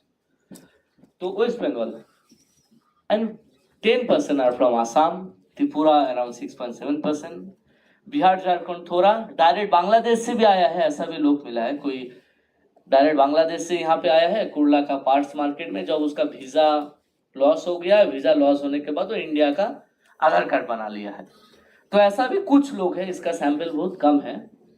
Nepal से भी ऐसा बहुत ही कम लोग है, क्योंकि नेपाल के साथ हमारा बॉर्डर ओपन बॉर्डर है, दे कैन इजीली कम. तो that is our findings. Another important thing is that, जो ए पॉइंट है, this is alarming, plan destination outside India. तो उनमें से 120 लोगों ने रिप्लाई दिया है कि हम इंडिया में आके शांत नहीं है, यहाँ का पासपोर्ट बना के हम मिडिल ईस्ट जाएंगे, हम यूरोप जाएंगे, हम दुबई जाएंगे. क्यों जाएंगे? Because of the more income. तो अगर हम उस देश का कभी इंस्टेबिलिटी हुआ लाइक यूक्रेन, तो उसको हमको फ्लाइट भेजना पड़ेगा और उसको लेके आना पड़ेगा. बट बांग्लादेश का गवर्नमेंट, अब उनका होम मिनिस्टर का स्पीच सुनेंगे तो बोलेगा कभी रिवील ही नहीं करते, कभी एक्सेप्ट ही नहीं करते कि हमारा देश में माइग्रेशन आता है from Bangladesh. That is an interesting thing. तो ये जो हिपोक्रेसी चल रहा है, that will also influence our foreign relationship, because if they goes to these countries and by taking some money, if they do some crime, so that blame directly comes to our India. So this is not a small number. Among the 300 primary sample, we have got 120% who are aspire to go abroad by using the Indian passport. Duration of stay of illegal Bangladeshi immigrants in Mumbai, तो आप देखेंगे कि last 1 year में 17.67% आया है। 1 to 5 years में जब बांग्लादेश, जब म्यांमार का जब क्राइसिस हुआ 2017 में, तो दैट इज द हाईएस्ट। तो our data matches with the reality. 45.6% people have come in last 1 to 5 years. In 5 to 10 years, last 27.67%, and 10 साल के पहले भी कुछ लोग आके बैठे हैं, क्योंकि एक बार मस्जिद एरिया में लास्ट 6 मंथ में एक रिलीजियस कम्युनल टेंशन हुआ था। उस time those people who are giving interview, आप लोग सब टीवी में देखे होंगे, they are giving interview in a Bangladeshi dialect Bengali. और आज का डेट में आप कभी एलिफेंटा वगैरह घूमने जाएंगे तो ये कोली समाज, जो दलित वंचित समाज था मुंबई का, वो मछुआरा था। वो मछुआरा, उनका फिशिंग है, उसका कारोबार था। Because of the cheap labour force, Maharashtrian आज कोली को हायर नहीं करके एक बांग्लादेशी को सिर्फ खाना रहने का जगह दे दो तो उनको मिल जाता है। तो there is a labour market crisis they are creating. और जो सपोर्ट सिस्टम एंड नेटवर्क तो डायरेक्टली नहीं आ रहा है, तो उनका सपोर्ट सिस्टम आप अगर देखेंगे तो इनमें से फैमिली पहले से है ऐसा 40% रिस्पोंडेंट है। तो they are not alone, they are with the families. Relatives it is 15%, neighbourhood it is 11.7%, मतलब उनका गांव देहात से कोई पहले मुंबई आया है और बोला है मुंबई बहुत अच्छी जगह है, जॉब नौकरी मिल जाता है। फ्रेंड के साथ आया है 8.30%, एंड फ्रेंड्स के साथ जो आया है वो basically from the sex worker in our Kamathipura and Turbhe and Mumbai Central areas. And the NGO से भी जो हेल्प मिलता है वो भी देखिए सिग्निफिकेंट है, 16.70%। और ये जो एनजीओ है इसका कुछ डॉक्यूमेंट्स नहीं है, इसका कुछ रजिस्ट्रेशन नंबर है। There is last a blank poster. We have seen around 15 to 16 NGOs in Mumbai in our survey placed. They are working to support the people. No help ऐसा आया है only 8.30%. तो there is a pre-existing network is a determined factor for the illegal immigration to settle down in Mumbai.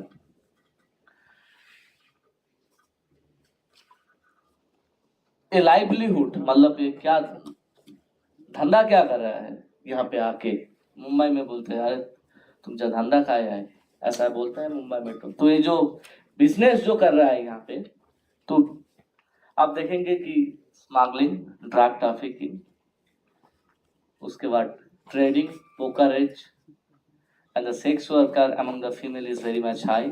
दिन के time फूल बेचता है, दूसरा कुछ काम करता है, at night time they do differently. तो मुंबई में हम जब बंगाली होके जब जाते हैं तो लोग बहुत इस बारे में बहुत ताने मारते हैं, और लोग बोलता है जितना भी मुंबई का बार्ड गर्ल्स है, मतलब इन ब्लैक डेरोगेटरी सेंस, और जितना भी तुम्हारा सेक्स वर्कर है, they are Bengali speaking, but they are not originally from West Bengal. Majority are from the Bangladesh and Myanmar. So ये जो ऑक्यूपेशन है, ये ऑक्यूपेशन के साथ एक सोशल टेंशन का, सोशल इनसिक्योरिटी का एक बहुत अच्छा रिलेशन है, क्योंकि they don't have any sense of nationalism to your country, so they are just coming to earn, so their motive is to maximize the earning. तो ज्यादा पैसा कमाने के लिए जो ब्लैक मार्केट है उसमें ज्यादा पैसा मिलता है, तो basically involve into that part.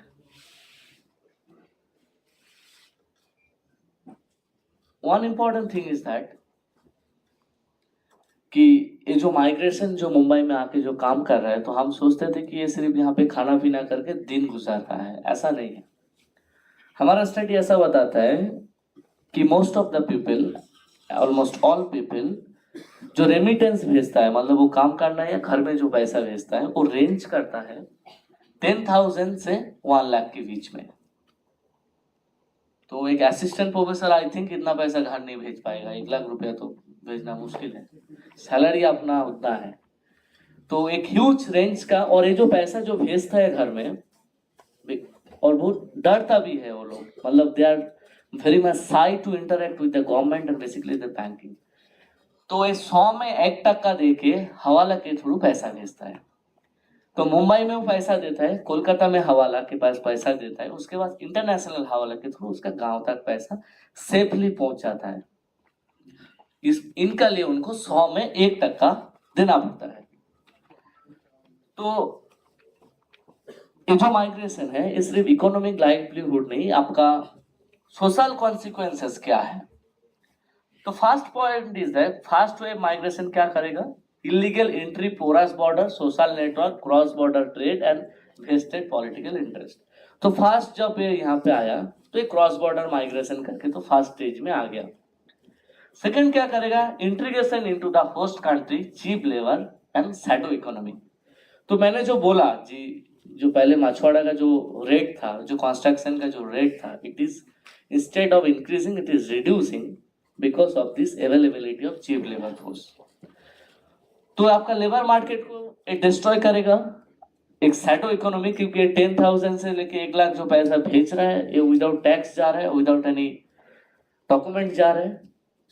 तो आपका फॉरेन करेंसी बांग्लादेश के पास पहुंच जा रहा है इजीली। एस्टेब्लिशमेंट ऑफ नेटवर्क, और माइग्रेशन का माइनॉरिटी का एक गुड थिंग होता है कि वो एक नेटवर्क बनाते हैं, अपना लोग ढूंढता है, और अपना लोग ढूंढ के वो नेक्सस बनाता है, और at that nexus will not do some good research or some good publication or not do some scientific revolution or innovation. वो good networks किस में involve हो रहा है, they are involving in the black market like smuggling, drug trafficking, and they are generating more money from that, or that bring more illegal migrants and demographic influences the policies. तो जो money जो collect कर रहा है, that money will be used to open more NGOs, more networks to bring more people. So this is the vicious circle which is going on. Our government should tackle this thing in a very serious manner. और इनके वजह से society में जो crime होता है, तो first तो illegal entry, this is a crime, engagement in criminal activity, rise of organised crime, link between organized crime and terrorism. So Mumbai is the only city in India, I think, which has faced more number of cases of terrorism attacks. ये हमारा बात नहीं है, हम भी finding से है, but pre existing जो लिटरेचर है, जो 27 लिटरेचर, उनमें से 5-6 ऐसा रिसर्च है जो इस टॉपिक के ऊपर ही है। तो what will be the political consequences? So if a person become 18 plus in India, so he can cast vote, he or she can cast vote. This is the rights of you, so you can choose your representative. तो जैसा मैंने बताया कि बाड़ा assembly ऐसा है जहाँ पे उनका फुल डोमिनेंस है, तो ऐसा अगर अनवांटेड माइग्रेशन अगर हमारा देश में आएगा, तो उनका एक majoritarian approach होगा in a particular places, so that majoritarian population will directly influence your political democracy and political participation. So this is the result of some few constituency in Mumbai. और क्या होता है, वोट बैंक पॉलिटिक्स होता है इसमें। In our findings we have seen that many of the migration, जो migrant people है, वो रिवील किया है जी, हमको ये पॉलिटिकल नेता मदद करते हैं, हमको यहाँ पे घर बनाने का इनिशियल उन्होंने पैसा दिया था, तो हम उन्हीं का आदमी है। तो यहाँ पे कास्ट पॉलिटिक्स, रिलीजियस पॉलिटिक्स नहीं चलता है, यहाँ पे सेल्टर पॉलिटिक्स चलता है, और जो सेल्टर देता है, he can be Hindu also, he can be Muslim also. So because of that vote bank politics, dependency बढ़ जाता है वोटर्स के ऊपर एंड वोटर्स का उस पर्टिकुलर पर्सन के ऊपर। तो इस साइकिल को इंक्रीज करना चाहता है जो उस एरिया का लीडर्स है, तो that impacts a lot into our electoral process. and communal tension कुछ कुछ जगह में because of they used to stay in very dirty manner, क्योंकि overcrowding होगा जिस place में हो रहेगा, sanitation problem है, और इस वजह से उस एरिया का जो हिंदू था पहले उनका seriously there is a huge demographic change. अब अगर if you take the case studies of Shivaji Nagar in beside that Anushakti Nagar, तो by name people will imagine that Shivaji Nagar name of the Shivaji, so there should be Hindu majority area. तो in Shivaji Nagar once upon a time before 20 or 25 years ago it was a totally Hindu majority area. Now the situation is that there is only, I think, 5% Hindus are there. So what is the situation? You can imagine. क्योंकि Hindus we are by practice और by nature हम बहुत झमेले से दूर रहते हैं, मतलब फालतू का झमेला से हम दूर रहते हैं. तो जो जैसा वो उस एरिया में देखता है, और बहुत सारे ऐसा पेरेंट्स था, ऐसा गार्जियन था, हम फोकस ग्रुप डिस्कशन में ऐसा बोला है कि ये बांग्लादेशी लोग आने के बाद से हमारा बेटी को लेकर बहुत चिंता होता है. हम इस एरिया से जाके कहीं नहीं भी मुंबई में कहीं जाके वो बस जाता है, जो more comparative to cheaper area है. And another important thing is that ये अनुशक्ति नगर में बीआरसी है, और वी हैव सम क्लिप्स जो बीआरसी के वॉल के ऊपर they have made the masjid, this Bangladeshi masjid, there is a Bengali name. और आप कोलाबा में जाएंगे जहाँ का नेवी का बेस है, तो उसके पास तो बहुत जगह पड़े रहता है. तो by the help of local government they are creating their homes there. और जो Mumbai is known for I think 7 or 6 island was there and people dumped it and then the Mumbai has been formed. So these people are dumping the sea also in many parts because Mumbai में एक बहुत बड़ा mangrove था, तो mangrove को they are dumping it. अगर आप कोलाबा जाएंगे तो देखेंगे बांस का पोल बनाया, उसके ऊपर जैसा नीचे पानी है ऊपर उनके घर बनाया. In Trombay area also there is a similar case. और वर्ल्ड बैंक का एक रिपोर्ट है ऑन मुंबई के टेनेंसी एंड मुंबई में इलीगल ऑक्यूपेंसी ऑफ लैंड, मतलब आपका जमीन है पर लॉन्ग टाइम से वो जमीन में बस्ती बैठा है.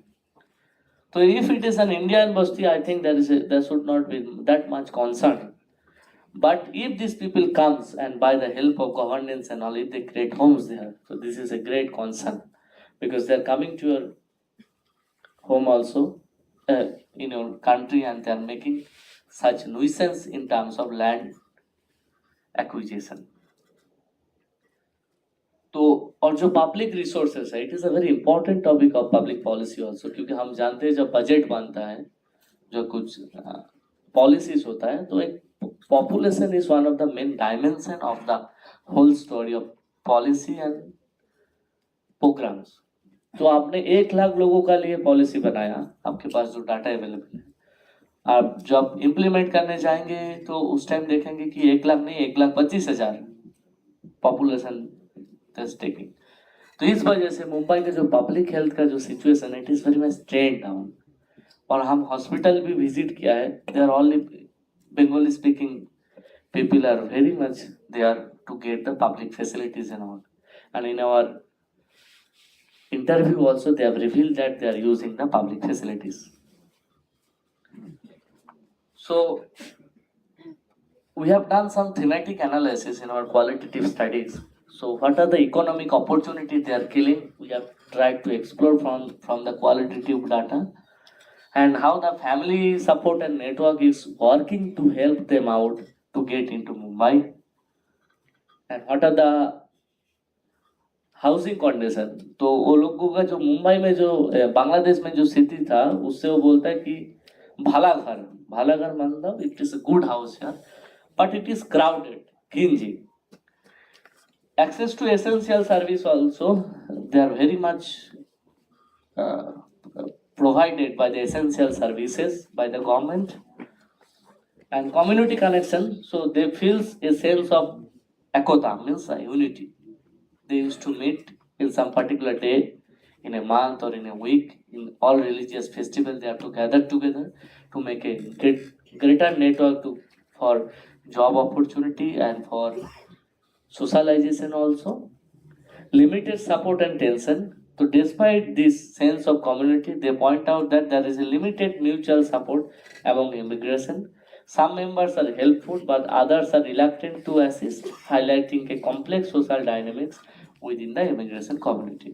उनमें भी कास्ट चलता है and they are उनका भी area wise there is a communal vote they has to maintain in Mumbai.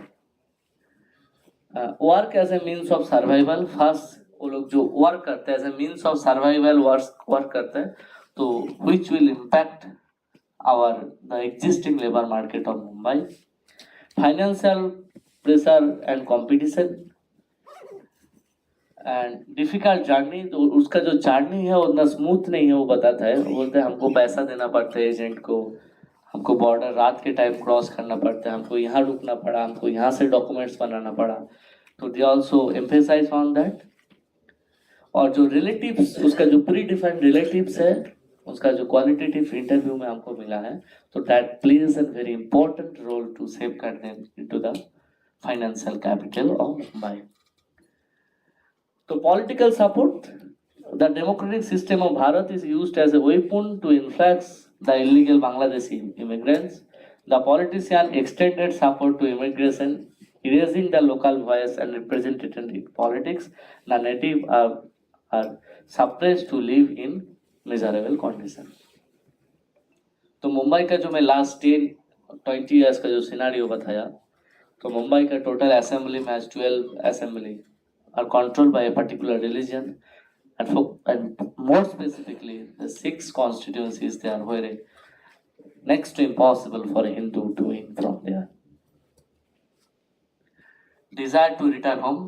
So few immigration does not plan to stay in India permanently and most of the plan to stay permanently. Religious and cultural identity. Immigration acknowledge the presence of other Bangladeshi Muslim and contacts them wherever they are in need. So this is basically the grounded theory from our qualitative study. What is the solution of that? Comprehensive immigration policy should be there in India. Like USA has a very comprehensive policy for the immigration. You have to say this much amount of green card and many types of cards are there. So there should be comprehensive policy. Enhanced surveillance at entry point. The borders should not be porous. Regularization and work permit scheme. क्योंकि work permit scheme देना चाहिए, labor card होना चाहिए by the ministry. For the Indians, community awareness होना चाहिए because community and society are the key factors. अगर community society में awareness हो गया ठीक ठाक तो it will be very much difficult for them to adjust in our country. Local law enforcement and border coordination होना चाहिए. There should be coordination among all the task force like police, BSF, ministry and all. NPR. This is a debatable but an important thing. अगर आप आज का date में fraction of second में America का register of general of India को पूछेंगे जी कितना पॉपुलेशन है तो तुरंत आपको बता देगा जी लास्ट 1 आवर में इतना बर्थ हुआ है, इतना डेथ हुआ है, इतना लोग इतना कंट्री से आया है, हमारा कंट्री का ओरिजिनल पॉपुलेशन इतना है, इनका ऐसा ग्रोथ हुआ है. बट आज का डेट में हमारा गवर्नमेंट के पास आप जाएंगे और पूछेंगे तो there is no data through the government. तो जो नेशनल पॉपुलेशन रजिस्टर है जो करंट टाइम डाटा है ये होना चाहिए हमारे देश में जितना जल्दी हो सके. The solution is that there should be NRC. This is an debatable but an important and a great step will be to check this illegal immigration. But with adjusting that there is a particular religious persecution is going on against a particular religion in neighboring countries. We all have heard that is basically Hindus. So there should be CA also because as a country we believe in humanism, we believe in secularism. So we should protect them also who are facing religious persecution. So these are the main solution of our report. So conclusion is that job competition, political and social tension, demographic shift, which is very much important, crime and security perception, and policy need. These are our basic of the study. Thank you audience. आपने बहुत patiently हमारा study को सुना और I hope कि next 4 to 5 months में हम जो स्टडी देंगे and it will be more in depth because of time crunch qualitative का अंदर उनमें जाना पॉसिबल नहीं हुआ. Executive summary I have shared with all. I think you have got it. So it is not just basic a primary study. It has used both the secondary data and the primary data. And हम कोई नया rocket science काम नहीं किया है. हम सिर्फ जो एग्जिस्टिंग रिसर्च गैप था हम उस रिसर्च गैप को एड्रेस करने का कोशिश किया है in a scientific and research methodology. That's it. Thank you.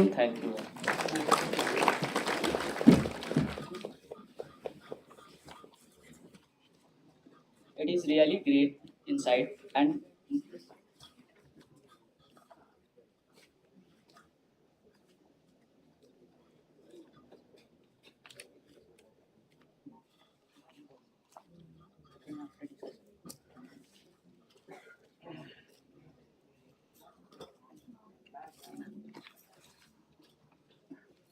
Now I invite the Honorable Vice Chancellor of JNU, Professor Shantishri Turipudi Pandit, to say some few words.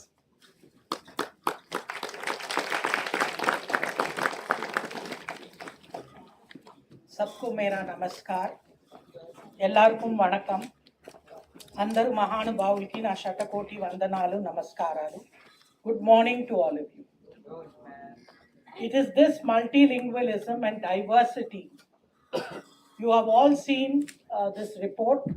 This is basically for us for research and academic purposes as well, but also to awaken civil society and especially my democratic way of life. Let me at the outset congratulate the Tata Institute of Social Sciences, especially Professor Shankar Das and the co-investigator Savik Mandal and his team. Thank you so much. And in absentia, respected Sanjeev Sanyal, who graced the function to be the chief guest. Now you have got all the facts and figures. You are all intellectuals, thinking, young people. Now what is it that greatly affects us? My two major points is that please remember, let us not be in a state of denial. It affects my basic lifestyle in two ways. One, the constitutional rights and women's rights given by Baba Sahib Bhimrao Ambedkar to India will be at stake. Because those who come in do not accept that constitution. They want their own law above the Constitution of India. This is unacceptable to me because I want what Baba Sahib Bhimrao Ambedkar gave me as a woman and also as those who come from the marginalized. So I am not ready to give up the conception of India as given by Baba Sahib. And here I would like to take most of you, please stop garlanding him and start reading him. In his seminal work, Pakistan or Partition, written in 1945, Dr. Baba Sahib Bhimrao Ambedkar emphasized the importance of structured migration policies to maintain communal peace, suggesting that the transfer of minorities could prevent long-term religious and ethnic tensions. He noted, to quote him, the transfer of minorities is the only lasting remedy for communal peace is beyond doubt.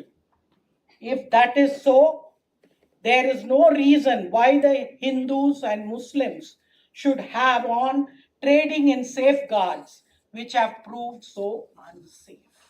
So the clarion call was given by Baba Sahib Bhimrao Ambedkar in 1945. Since then, he has been a unsung hero. We don't read. He is the greatest thinker.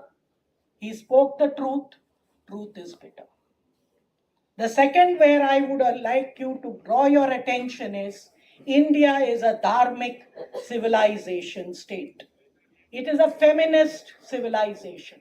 You will say, why, madam? Matru Devo Bhava. Pitru Devo Bhava, Acharya Devo Bhava. And who are the most powerful gods in Indira's cabinet portfolios? Women. Saraswati, the goddess of knowledge. Mahalakshmi, the goddess of wealth. And you have Durga, the goddess of power. Whether you say knowledge is power or power is knowledge, it is with women. And I don't want this to change. Tell me in which civilization you name your male gods after their spouses. So don't compare India's dharmic civilization with what you call religion.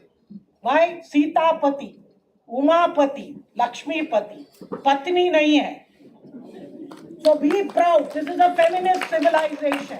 Yahan women are respected, and I want that back. I don't want that to be changed.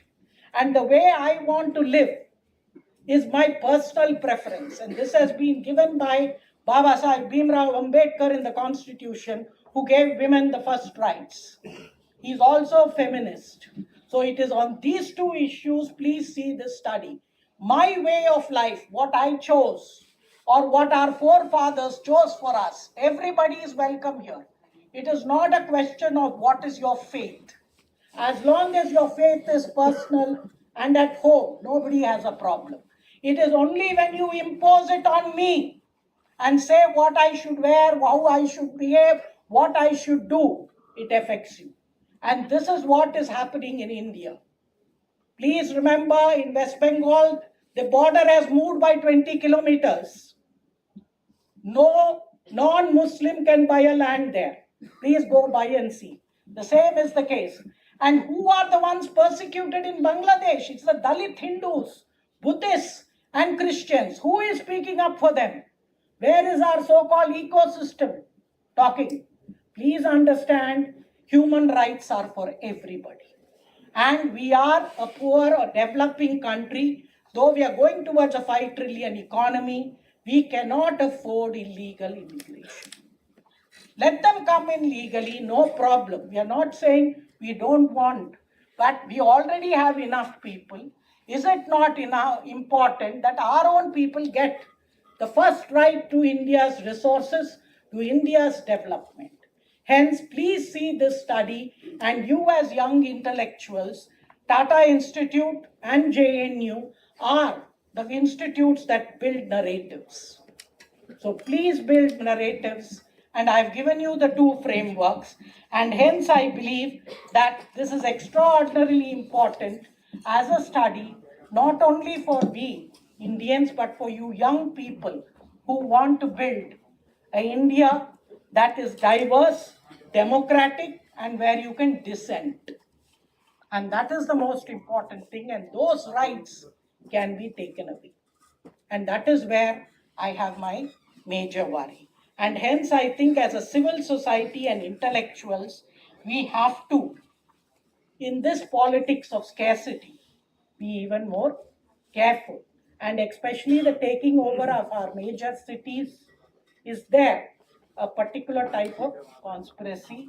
I agree. You might say, madam, it is also the people, government, the border security, but we as citizens also have to do our bit.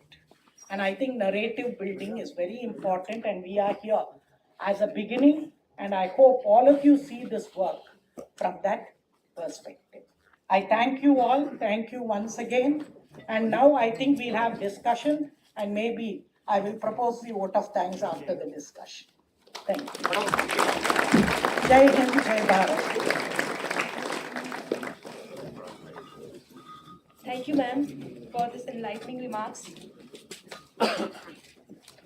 I also want to thank Souvik sir for really great insight and mind-opening report. We are really thankful for this presentation, sir. After seeing this presentation and being a student of culture, I remember some word of Samuel P.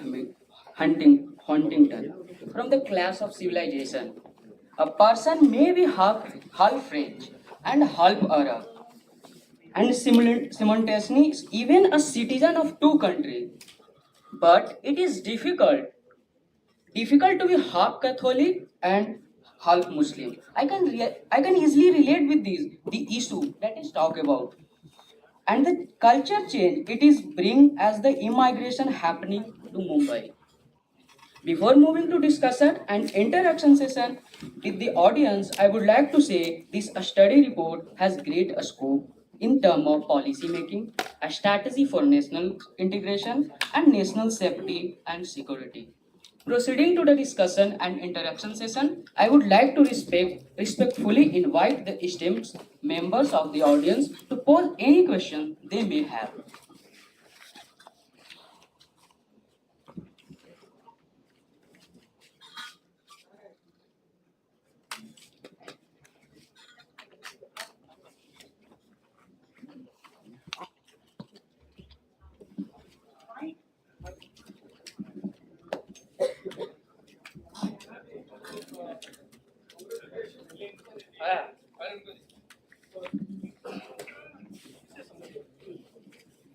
Congratulations for this comprehensive study. Thank you, sir. Thank you.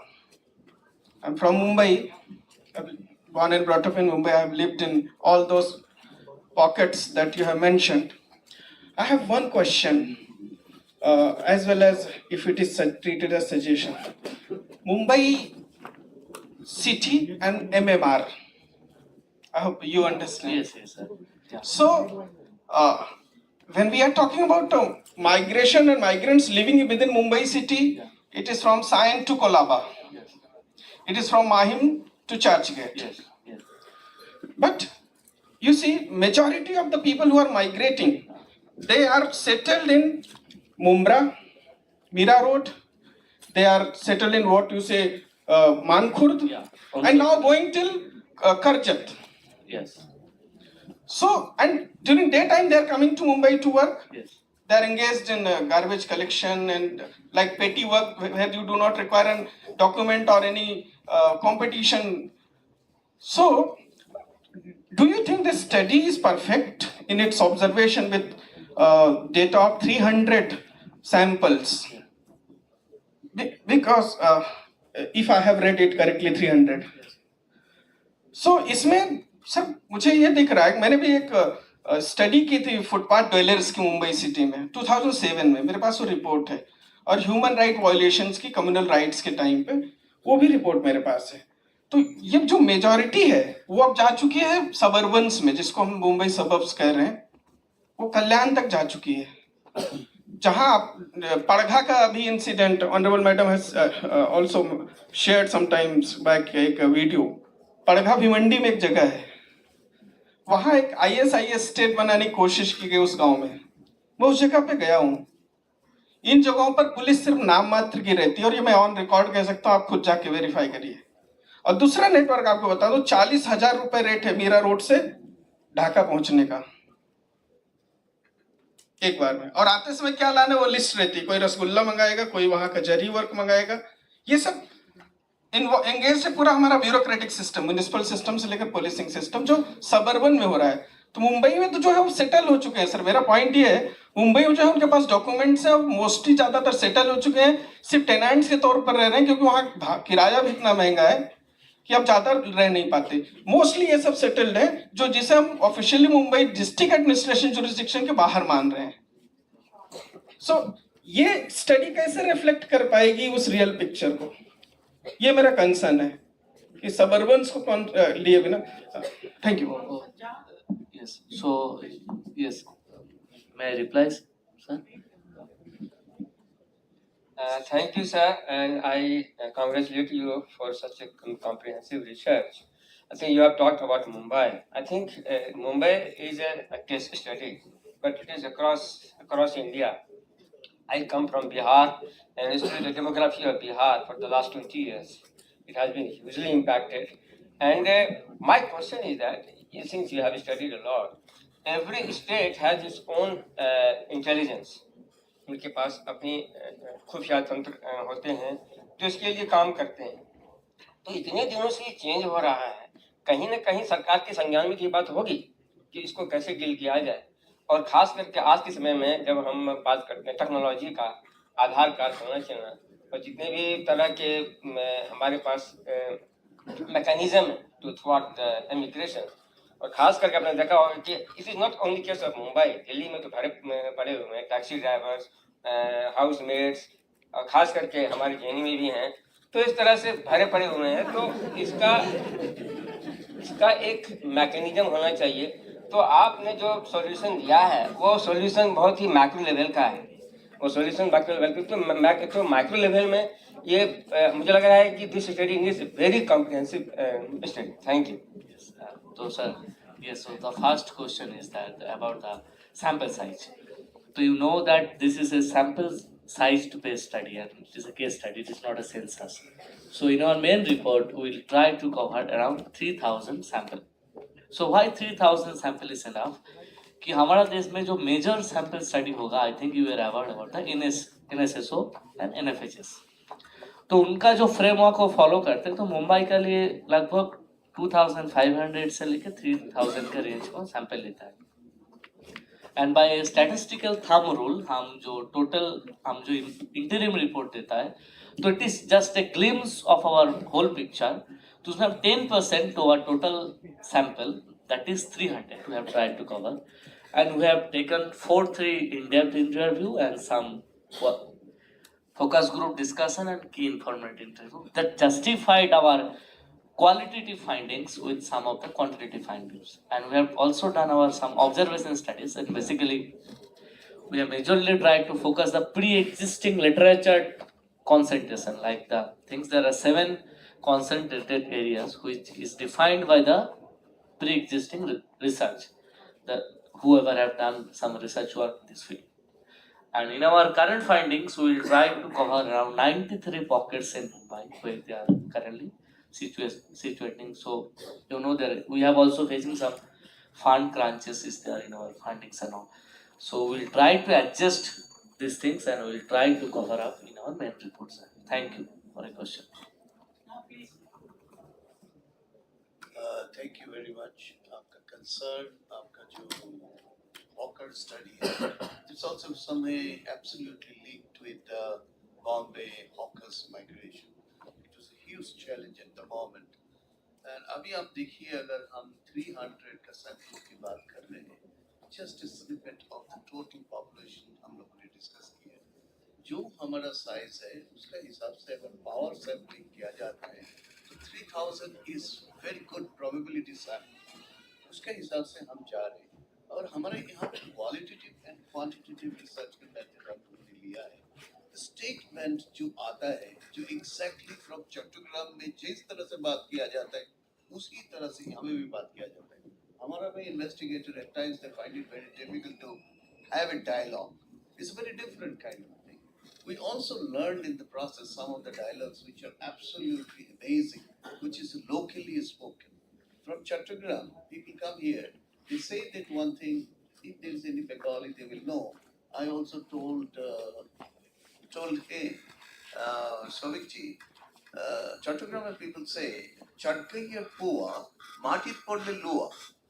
मतलब चटकैया मतलब चाटका के आदमी जो मम्मा के पेट से जब ऊम से जब निकल के जमीन में गिरता है वो बन जाता है लोहा। लोहा मतलब इतना स्ट्रांग बन जाता है, उसके इम्यूनिटी, उसका सस्टेनेबिलिटी, उसका स्ट्रेंथ, उसका mental capacity, is like a warrior, ऐसा बन जाता है। That is the discussion of Rohingya Muslim. The risk taking behaviour is enormous. ये तो हमारा डॉक्यूमेंटेड 40,000 रोहिंग्यास है। रोहिंग्या हमारा घर घर में पहुंचा। सजेदा मेरा घर में काम करता है, रूबा भी काम करता है, लेकिन सजेदा का सब कुछ है, everything she got. But Rupa is a local Maharashtrian, comes from another. She doesn't have a voter ID here. But all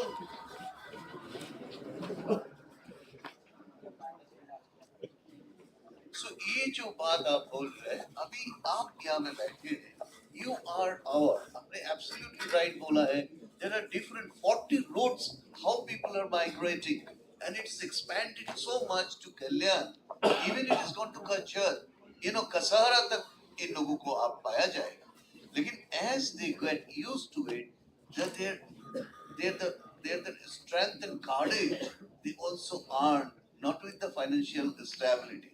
So it is basically with the over a period of time, they really acquire everything with a very specific mental thought that how do you really change the cultural, connotation, cultural underpinning, and the local demography. It is a systematic thoughts of certain political discourses on this side as well as in the his side. We need to be very aware of it. I also like to say that participant observation of our people. Participant observation is not that simple. You are just going and collecting the data. Our people, our participants are in the field. They observe, they listen, look at the dialects, different ways of interaction, dynamics, power politics, which vendor is taking which space, and after that space, if you come, is a Maharashtrian local have a particular space in the market. After a few days, you find it has been captured. And if you raise a voice, there will be 20, 25 people coming and opposing you. You will be thrown out. But local people are not supporting and standing with the local person who is original. I hope you understand the gravity of this situation. It is a culture of grabbing. It's a culture of huge amount of imperialism, and that is the reason I just told 23 countries have been changed. So we need to be aware of it. Whether we are also toward that journey, we need to stop. We need to awaken ourselves, and that is my a humble plea to everybody to understand. If you exist, if your life is there, then you talk about academic research and discussion. Our government cannot do anything till our citizens are awakened. I say that large amount of porous border corruption, because of that people get in. It's not that you have not heard of. Right now, our government does not take serious action against those perpetrator and also those people who are involved in the huge amount of corruption and those NGOs which are operating in open life. And my people say that, especially the maid servant in Mumbai city, Navi Mumbai. So I go to Myanmar bol raha hu, Maiman Singh is a district there. If there is anything, people go to Chatak directly. They say they do hear from there. There is no fear anymore, and that is the greatest of danger. What we have been so resilient to hear, so much we are sleeping, and that is a great danger for our own livelihood and our own life for tomorrow. And our progeny, our जो new generation है, वो भी यहाँ पे रह नहीं पाएगा. वही एक डर है हमें. Any more question? And suggestion? Sir, we can see this research is from different point of views, but I know the every statement that are being and declared here is all good and right. But if we change the perspective of our perspective towards that person, that they are having that situation in Myanmar or in Bangladesh. So, as a human being, we have also have a very famous statement, Vasudhaiva Kutumbakam. So, are we really doing that thing, or we are just having a showcase of Vasudhaiva Kutumbakam, and when people need exactly the very same help, then we are not doing anything. We are not taking a good precautions or actions. We are just saying that they are immigrant and we have to take some actions or other these things. So my concern is that we have to change our point of view, and if we change our point of view towards them, if I am an immigrant, then how it feels, because I saw some videos. We have understood. Thank you. Okay, thank you. I think basically you're mixing up a lot of things. See, having a philosophy, America also talks about democracy. They don't defend democracy all over the world. They support terrorist groups. So please understand, at the level of philosophy, we are for universalism. But that doesn't mean that you don't allow me to live in my own country. See, if I'm going to have illegals, let's say I plan only for 100 people. आपके घर पे ले लो ना 5 लोग को. इतना आप बोल रहे हैं ना, वसुधैव कुटुंबकम, हमारा घर पे ले लो ना. Charity begins at home. दूसरों को भाषण नहीं देना है. See, we have limited resources. Bharat के पास हम बहुत, we are not a rich country. And if we are going to have illegals, सब कम पड़ता आता है. You take the Maharashtra or anywhere, there is a tremendous shortage. How much ever progress you make, you are a student. Development is mathematical. Population rise is geometrical. And with geometry, if you are going to have influx, it will become super geometrical. Can we afford? You and I don't have basic necessities. Who are legitimate citizens of this country, who pay taxes, who are honest. So I'm not saying Vasudhaiva Kutumbakam is bad. Vasudhaiva Kutumbakam is when you have everything. तुम घर से शुरू करो ना वसुधैव कुटुंबकम. ले लो 4 लोग 5 लोग. See, please understand, this is an issue of legality and illegality. It is not the issue of human rights. When my human rights are being violated, how can I protect somebody else's human rights? आप मेरे देश में आकर, मेरे area में आकर बोलेंगे आप एक ड्रेस पहनकर बाहर नहीं जा सकते. तू कौन है मुझे बताने के लिए? ये मेरा देश है. ये बाबा साहेब भीमराव अंबेडकर ने मेरा संविधान में मुझे राइट्स दिया. तुम कौन है छीनने वाला? ये मेरा बेसिक प्रश्न है. So please understand. Any other question, please? Anyone wants to ask? Hello, yes. First of all, congratulations, sir. I have two queries. First is related to what are the measures that have been enacted by the state or the local municipal corporation to curb this problem, or for identification, as per to say. The second one is related to while working on this project, have you met any advocacy group or the NGOs, those who are working for these illegal immigrants? First देखिए, ये sir जो बोला कि identify कैसे करना है इसको, तो हमको पार्टिसिपेटिव मेजर भी बहुत जगह में करना पड़ा. जैसे रोबिउल सानी है हमारा सीनियर प्रोजेक्ट ऑफिसर इसमें. So to identify the illegal women immigration, we have visited the prostitute area also. So we have paid them. We have told them that I will pay you 10,000 rupees or 2,000 rupees. Please sit and talk with us and please explain about us. And government is trying to take some serious measure like the NPR, क्योंकि आपका जनता को जब तक current time में नहीं जानेंगे, क्योंकि आप जब डेवलप्ड कंट्रीज में जाएंगे, last year I visited USA, तो वहाँ पे जाने के बाद उनका एक बोर्ड होता है. तो मैं जिस एयरपोर्ट में उतरा वहाँ पे शो कर रहा था जी करंट टाइम में अमेरिका में इतना इमिग्रेशन है. तो our government is totally grey on that area. They are trying to mitigate that gap by the NPR, NRC and CA.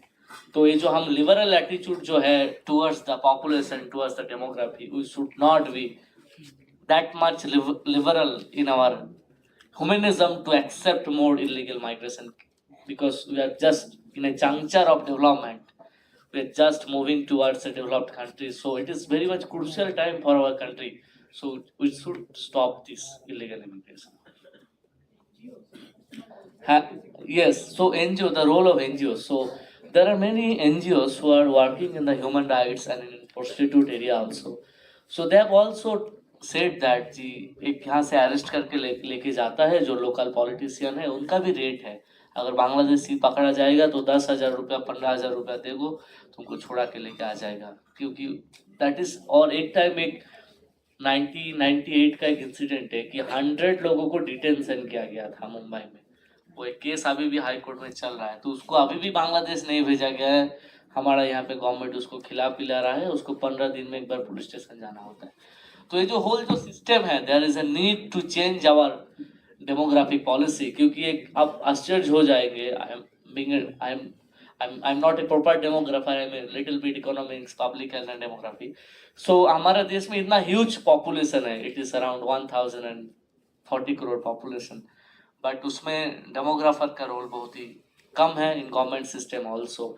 और एक इंटरेस्टिंग बात बोलता हूँ, before this government came into from 2018 जो हमारा देश का जो हेल्थ और डेमोग्राफी का डाटा होता था वो यूएस में जाके स्टोर होता था. This government take a great initiative, अभी वो टीसीएस को देके इंडिया में स्टोर होता है. तो डेमोग्राफी को लेके हमारा जो रिलैक्टेंस है गवर्नमेंट का और आम जनता का, तो there should be a voice from the citizen, civic society and the public and the politician also. Then government हमारी बात मानेगी एंड सुनेगी and it will be debatable talk at national level. Thank you for your question. Anyone wants to ask me?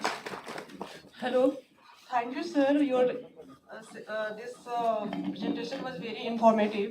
और sir आपने बताया कि सिर्फ मुंबई या महाराष्ट्र में नहीं जबकि अदर स्टेट्स में और अदर सिटीज़ में भी ऐसा है. सच में मैंने नोटिस किया, मैं यहाँ पे स्टूडेंट रही हूँ जेएनयू में, कि 4-5 साल पहले जो ठेला वाले सब्जी बेचने वाले होते हैं या छोटे छोटे कियोस्क जो करते हैं वो या तो यूपी या बिहार वहीं के गरीब लोग होते हैं, लेकिन आजकल जो होते हैं वो ज़्यादातर बंगाली होते हैं. अब जैसा कि आप बोल रहे हैं कि वो बंगाली यहाँ के वेस्ट बंगाल के नहीं होते, रोहिंग्याज होते हैं, तो मुझे लग रहा है सचमुच में रोहिंग्याज ही है वो. और मैंने ये कैसे किया आप पूछेंगे तो मैं जब भी सब्जी लेने जाती हूँ तो जब गूगल पे करना होता है तो उसमें मुस्लिम नेम आते हैं अक्सर, बंगाली मुस्लिम नेम, जैसा कि सर आपने भी बोला कि अभी. हाँ, तो मुझे लग रहा है कि वो रोहिंग्याज ही है. तो ये मतलब एपरेंट है, ये दिखता है, ओबियस दिखता है ये. और मैं बोलूँगी, मैं रिक्वेस्ट करती हूँ मैम से कि इस तरह का सेमिनार ज़्यादा से ज़्यादा यहाँ पर हो, सो दैट ये कोट अनकोट जो इंटेलेक्चुअल्स हैं जो बोलते हैं कि नहीं रोहिंग्याज को ये मिलना चाहिए, रोहिंग्याज को वो सुविधा मिलनी चाहिए, नहीं रोहिंग्याज को वसुधैव कुटुंबकम के कारण जो है हमें मिलना चाहिए, यहाँ पे रहना चाहिए, वो प्रोफेसर स्कॉलर्स सबको ये जानकारी होनी चाहिए अच्छे से कि नहीं ये कहीं ना कहीं हमारे ऊपर जो है ना एक बहुत बड़ा जो है ना मतलब घातक है हमारे लिए. तो और दिल्ली में भी इस तरह की रिसर्च होनी चाहिए, दूसरे स्टेट्स में भी इस तरह की रिसर्च होनी चाहिए. I will request any of the professor and academician from JNU to initiate one research on Delhi because the Delhi government has tried to keep them home, I think, and there is a great political debate has started in there. So it is a great concern because India is a financial capital and we are the most taxpayer in India. So and there is a plenty of job because of this economic opportunity. So we should discuss and we should start. आपका point बहुत अच्छे हैं, and I think ये pro somebody anti somebody नहीं है, ये भारत के लिए, भारतवासियों के लिए है. एंड झारखंड में भी वहाँ किसको आप डिह्यूमनाइज कर रहे हैं? ट्राइबल्स को. At the you are allowing illegal immigration at the cost of tribals, जिसके लिए आप यहाँ बड़े बड़े भाषण करते हैं. So please remember, every part of society who are legal inhabitants of this country, irrespective, even if you don't have a faith, you're an atheist, agnostic, is Baba Sahib Bhimrao Ambedkar has given us the right as a citizen, not as a religious identity, and I don't want that to change. Those who are saying constitution, this is the most important thing. Please read his volume 3, or especially on Pakistan and the partition of India. Padho. He has issued this warning in 1945. And then many people pushed him to the margins. He became an unsung hero. Today he is the most relevant philosopher for illegal immigration. And jo log, please read. I don't want to tell you because even when he was doing Dharmantar, when he took all the Dalits towards Buddhism, the question asked to him is why he did not convert them to either the other two religions, Abrahamic. He said that will make them anti-national. These are the words of Baba Sahib Bhimrao Ambedkar, the greatest builder of modern India, egalitarian India. So please don't simply garland him on 14th April and 6th December. Follow. If you want to save India from any type of polarizations, radicalizations, where you and me at JNU are at greater risk. So don't sleep. Don't say, oh, Jharkhand mein ho raha hai, Mumbai mein ho raha hai. Don't wait till it comes to your door. It will come very fast, and they want to change the way you and I live. And this is unacceptable. I just like to say that we had a great, cliches, wonderful proverb. Atita Deva Bhava, and as you very rightly say that Kutumbakam and all, Vasudhaya Kutumbakam. Try to understand, don't misuse these strong terminologies and don't endanger our own people by promoting those kind of unconditional understanding of those terms, terminologies. When you have your own rights are slashed, your own properties, and your educational rights, your infrastructure, all the amenities have been shortened because of this. I have written already somewhere in 2015 how our public health system has been crumpled because of some of those people who have been taking the services in our system, but they don't belong to our country. Tripura, for example, large number of healthcare system, particularly in the primary health system, it is the Bangladeshi come to take the, from the other side of the border they come, and our medical officers are also witnessing this. They don't give us, these are very simple kind of thing. Let us not mince word with our own great philosophy. All right? And I also like to say that I like to say one thing. Overnight, there was a place called Bharat Nagar in Bandra where Baba Saheb Balaji, our Thakre Sahib was there, Bala Saheb Thakre. In his next door, there is a, suddenly we have seen the Bharat Nagar. Now it is the time when government of Maharashtra has taken and given them the resettlement areas, and they don't go back to the same resettlements. I'm talking about high-rise building. They do come back again and again. Now there is a demolition completely. Those are the places when we go with our own car, for example, our own vehicle, or to discuss the matter of health and public health and education, we have no entry. I hope you understand. There is a greater amount of resistance, even we belong to TISs. We have worked in these communities, but we have very little welcoming now from anybody going in there. They are completely trying to either lie or keep silent. And that is the religious preachers are telling them, don't disclose your identity, neither you tell who you are. As much as possible, say that you are from West Bengal. That is it, and there is no other discussion. So these are looming danger. I would rather say that it is a time that Madam very rightly said. We are also saying it is not for anybody else we are talking about. Our own progenies for the future. Our own children of this, you are going to be the people who are seeing it. The changes has come to your door. As Madam has very rightly said, whenever you Google, they will say names are different. As soon as you Google, the main name changes. These are the way things have been organized. And absolutely, these are the greatest of great endangering symptoms of any society. Be careful. And with this, I think I like to close. I don't think we need to explain, justify. The data says, experience says, look around. You don't have to go very far. It is in the city of Delhi. You cannot go into some of the ghettos. You will be definitely hooted out. It is in this city. I know which other cities. All right. So don't claim that we don't know anything. We know. Even the police cannot get inside those areas. So many things are happening. Let us not be ostrich. And if you're an ostrich today, hunter is hunting. Be careful.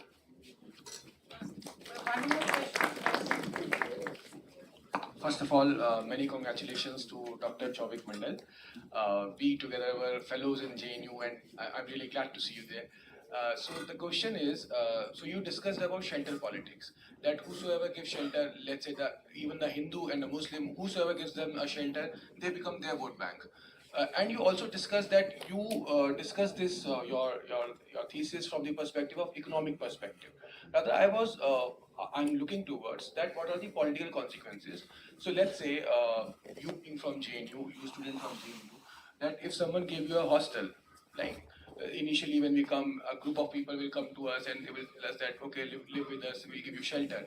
Then necessarily do we become their vote bank, or there is an ideological training going on behind that they will follow some certain rules. And so let's say, just a wild example, if some BJP person give them a shelter, does they become BJP vote bank? So how does it works? How does the politics behind it works? Thank you. Yes, actually, I would like to say more clearly. Actually, something behind it is associated with a particular religion. I'll not take the name of the religion. So there is a religious association, and predefined black network is there to give them shelter in particular. So I have specifically said many of the assemblies where it is going on in Mumbai. So if you search it on Google, it is no need to take the names and everything and all. So you can just gauge the points where they are coming and how they are getting to a particular affiliation by their particular religious affiliation. So it is obvious that they have some political predefined association which they are getting help and whom they are helping. So the point is that, yeah. और overall politics से भी आप नहीं सोचेंगे, तो अगर आप एक इंडिविजुअल ह्यूमन इंडियन होके भी आप सोचेंगे तो आप देखेंगे कि it is really an alarming issue for all of us. Thank you. Thank you, sir. Due to limited time available, we are unable to take any further questions. Thank you for your participation. Now I request you all to stand for national anthem. Once again, I would like to thank all of you, especially thank Tata Institute of Social Sciences and our chief guest Sanjeev Sanyal, who had to leave, and each one of you faculty, students, the press, and all the team of NSS, NLI, and our DOS, IHA, who worked overnight to make this function a grand success, and I hope all of you will start doing good research. Please do research. There is no ideology in this. It is facts that we have to bring out, and hence I request, because eternal vigilance is the price of liberty. So if you want your liberty, be vigilant.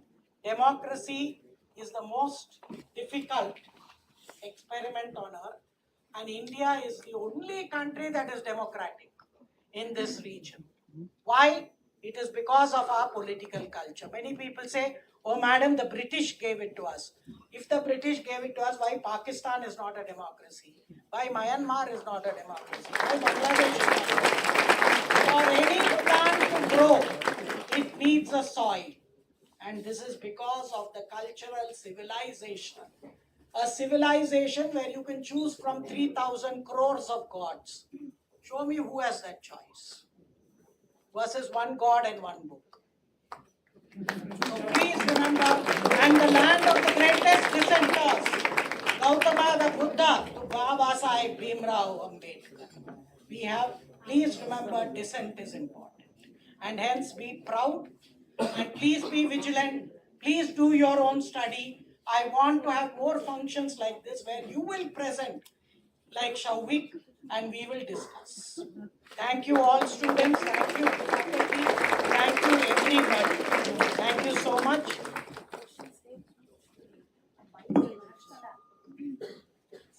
जनगण मन अधिनायक जय हे भारत भाग्य विधाता पंजाब सिंध गुजरात मराठा द्राविड़ उत्कल बंगा विंध्य हिमाचल यमुना गंगा उज्जल जलधि तरंगा तब शुभ नामे जागे तब शुभ आशीष मांगे गाहे तब जय गाथा जन गण मंगल दायक जय हे भारत भाग्य विधाता जय हे जय हे जय हे जय जय जय जय हे भारत माता की जय. Thank you all for attending the seminar. Your presence is highly appreciated. Faculty members are invited